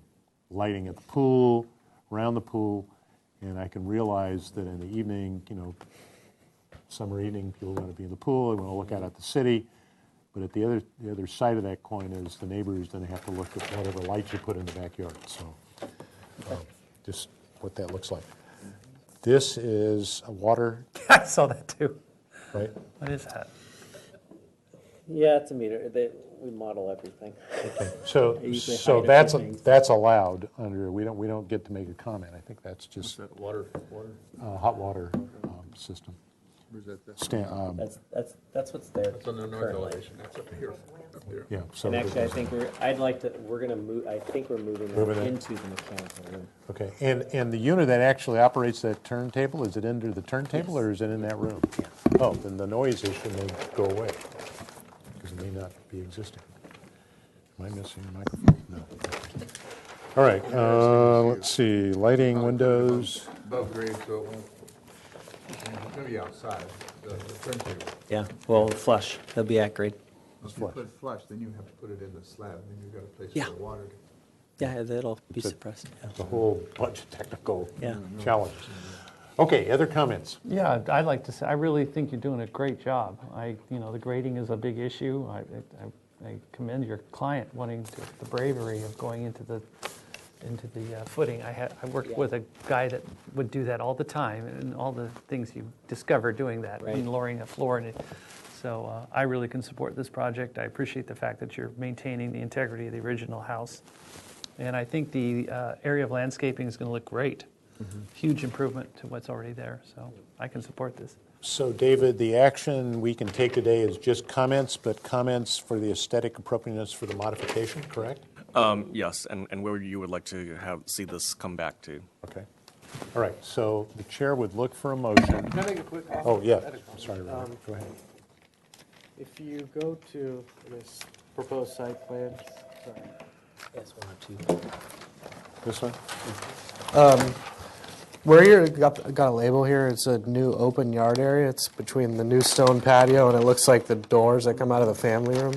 I just see that as like a really valuable space where people are going to be wanting to hang out. So I would look at maybe some way of putting permeable paving there. You said you were going to like plant a lawn there. Or to me, I would just research how people want to use their family room between the pool typically. I could see people wanting to be entertained right there. So potentially, I was just at first I was just wondering how that space is being treated, but I could see people coming out of your driveway and walking into that family room. So that's kind of like a major thoroughfare. So just a thought, but I think it's awesome design. I like it. So Where's the doors? Around the east and the north side or the west and north side of the houses. What are entrance? Only entrance down there? There's a front door, kitchen door, and then now that's the only Where's other. the kitchen door? Right there. Front So door, everybody's kitchen going door. to use that family room. that's what I was thinking. I mean, you're going to come out of the driveway and walk up that stone patio and then into the living room. So maybe you put some flagstone through there or something, or you could still treat it in a permeable way. But Sure. I know if I was entertaining people, that'd probably be where they'd be wanting to hang out, is right there between the pool and the living room. Yeah, true. Maybe find a balance. There's just so much hardscape. I think we were drawn to something softer. Yeah. Just to kind of, especially if the sun, low western sun is hitting that end of day. So just, but we'll look at. Yeah, and I'm sure you guys know how to address Someone's this. not on. Brian, maybe you need to speak into the Brian's not speaking in the microphone. Sorry. Okay. Other comments? Yes. Yes, Lisa. I also appreciate the sensitivity that you've used in keeping the original Alfonso look and sensitivity with the neighborhood. So I approve, support the project also. Okay, the chair would look for a motion. It's comments only, and then comments specifically to the aesthetic acceptability of the new plunge pool area that the applicant's seeking a modification to allow it to sit within the 15-foot setback along Homecrest Road. I'll make that motion. Okay. I'd like to make the following comments for the project, that the board supports the style and scale of the quality of the architecture. The board supports the modification. Is there certain verbiage? Yeah. Is aesthetically appropriate. The proposal. No, we're comments only. Oh, comments only. Oh, okay. So we will support the modification. The board appreciates the effort to keep and maintain the existing style of the and scale of the architecture of the house.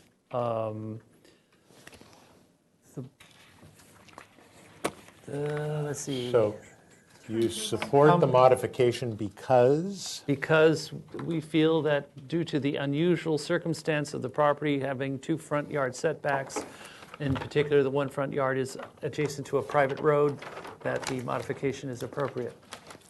Okay, and we'd like the applicant to return to consent or full board? I think how you return to consent. Okay. With details. And we'd like the applicant to look at exterior lighting.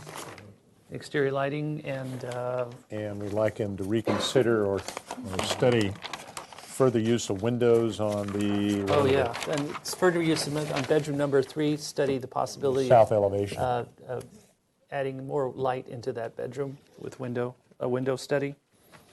Do you want a section? Did you ask for a section? I think he's done enough at this point. I figured it out. I was having. And that's my motion. Okay. All right.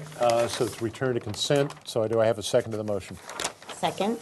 Okay. Is there further discussion to the motion? Yeah, I have a question. Yes. The windows on the south elevation, which are below, I just noticed them right here. Oh, that's existing. Okay, no, they're brought down. Okay, no, I'm fine. All right. Any further questions or comments to the motion? Hearing none, all in favor signify by saying aye. Aye. Those opposed? Abstentions? So carried. Thank you. Thank you. Okay. You too. Consent, and I see no other business before the board, so the chair adjourns the January 7th, 2019 Single Family Design Board. Microphone's off.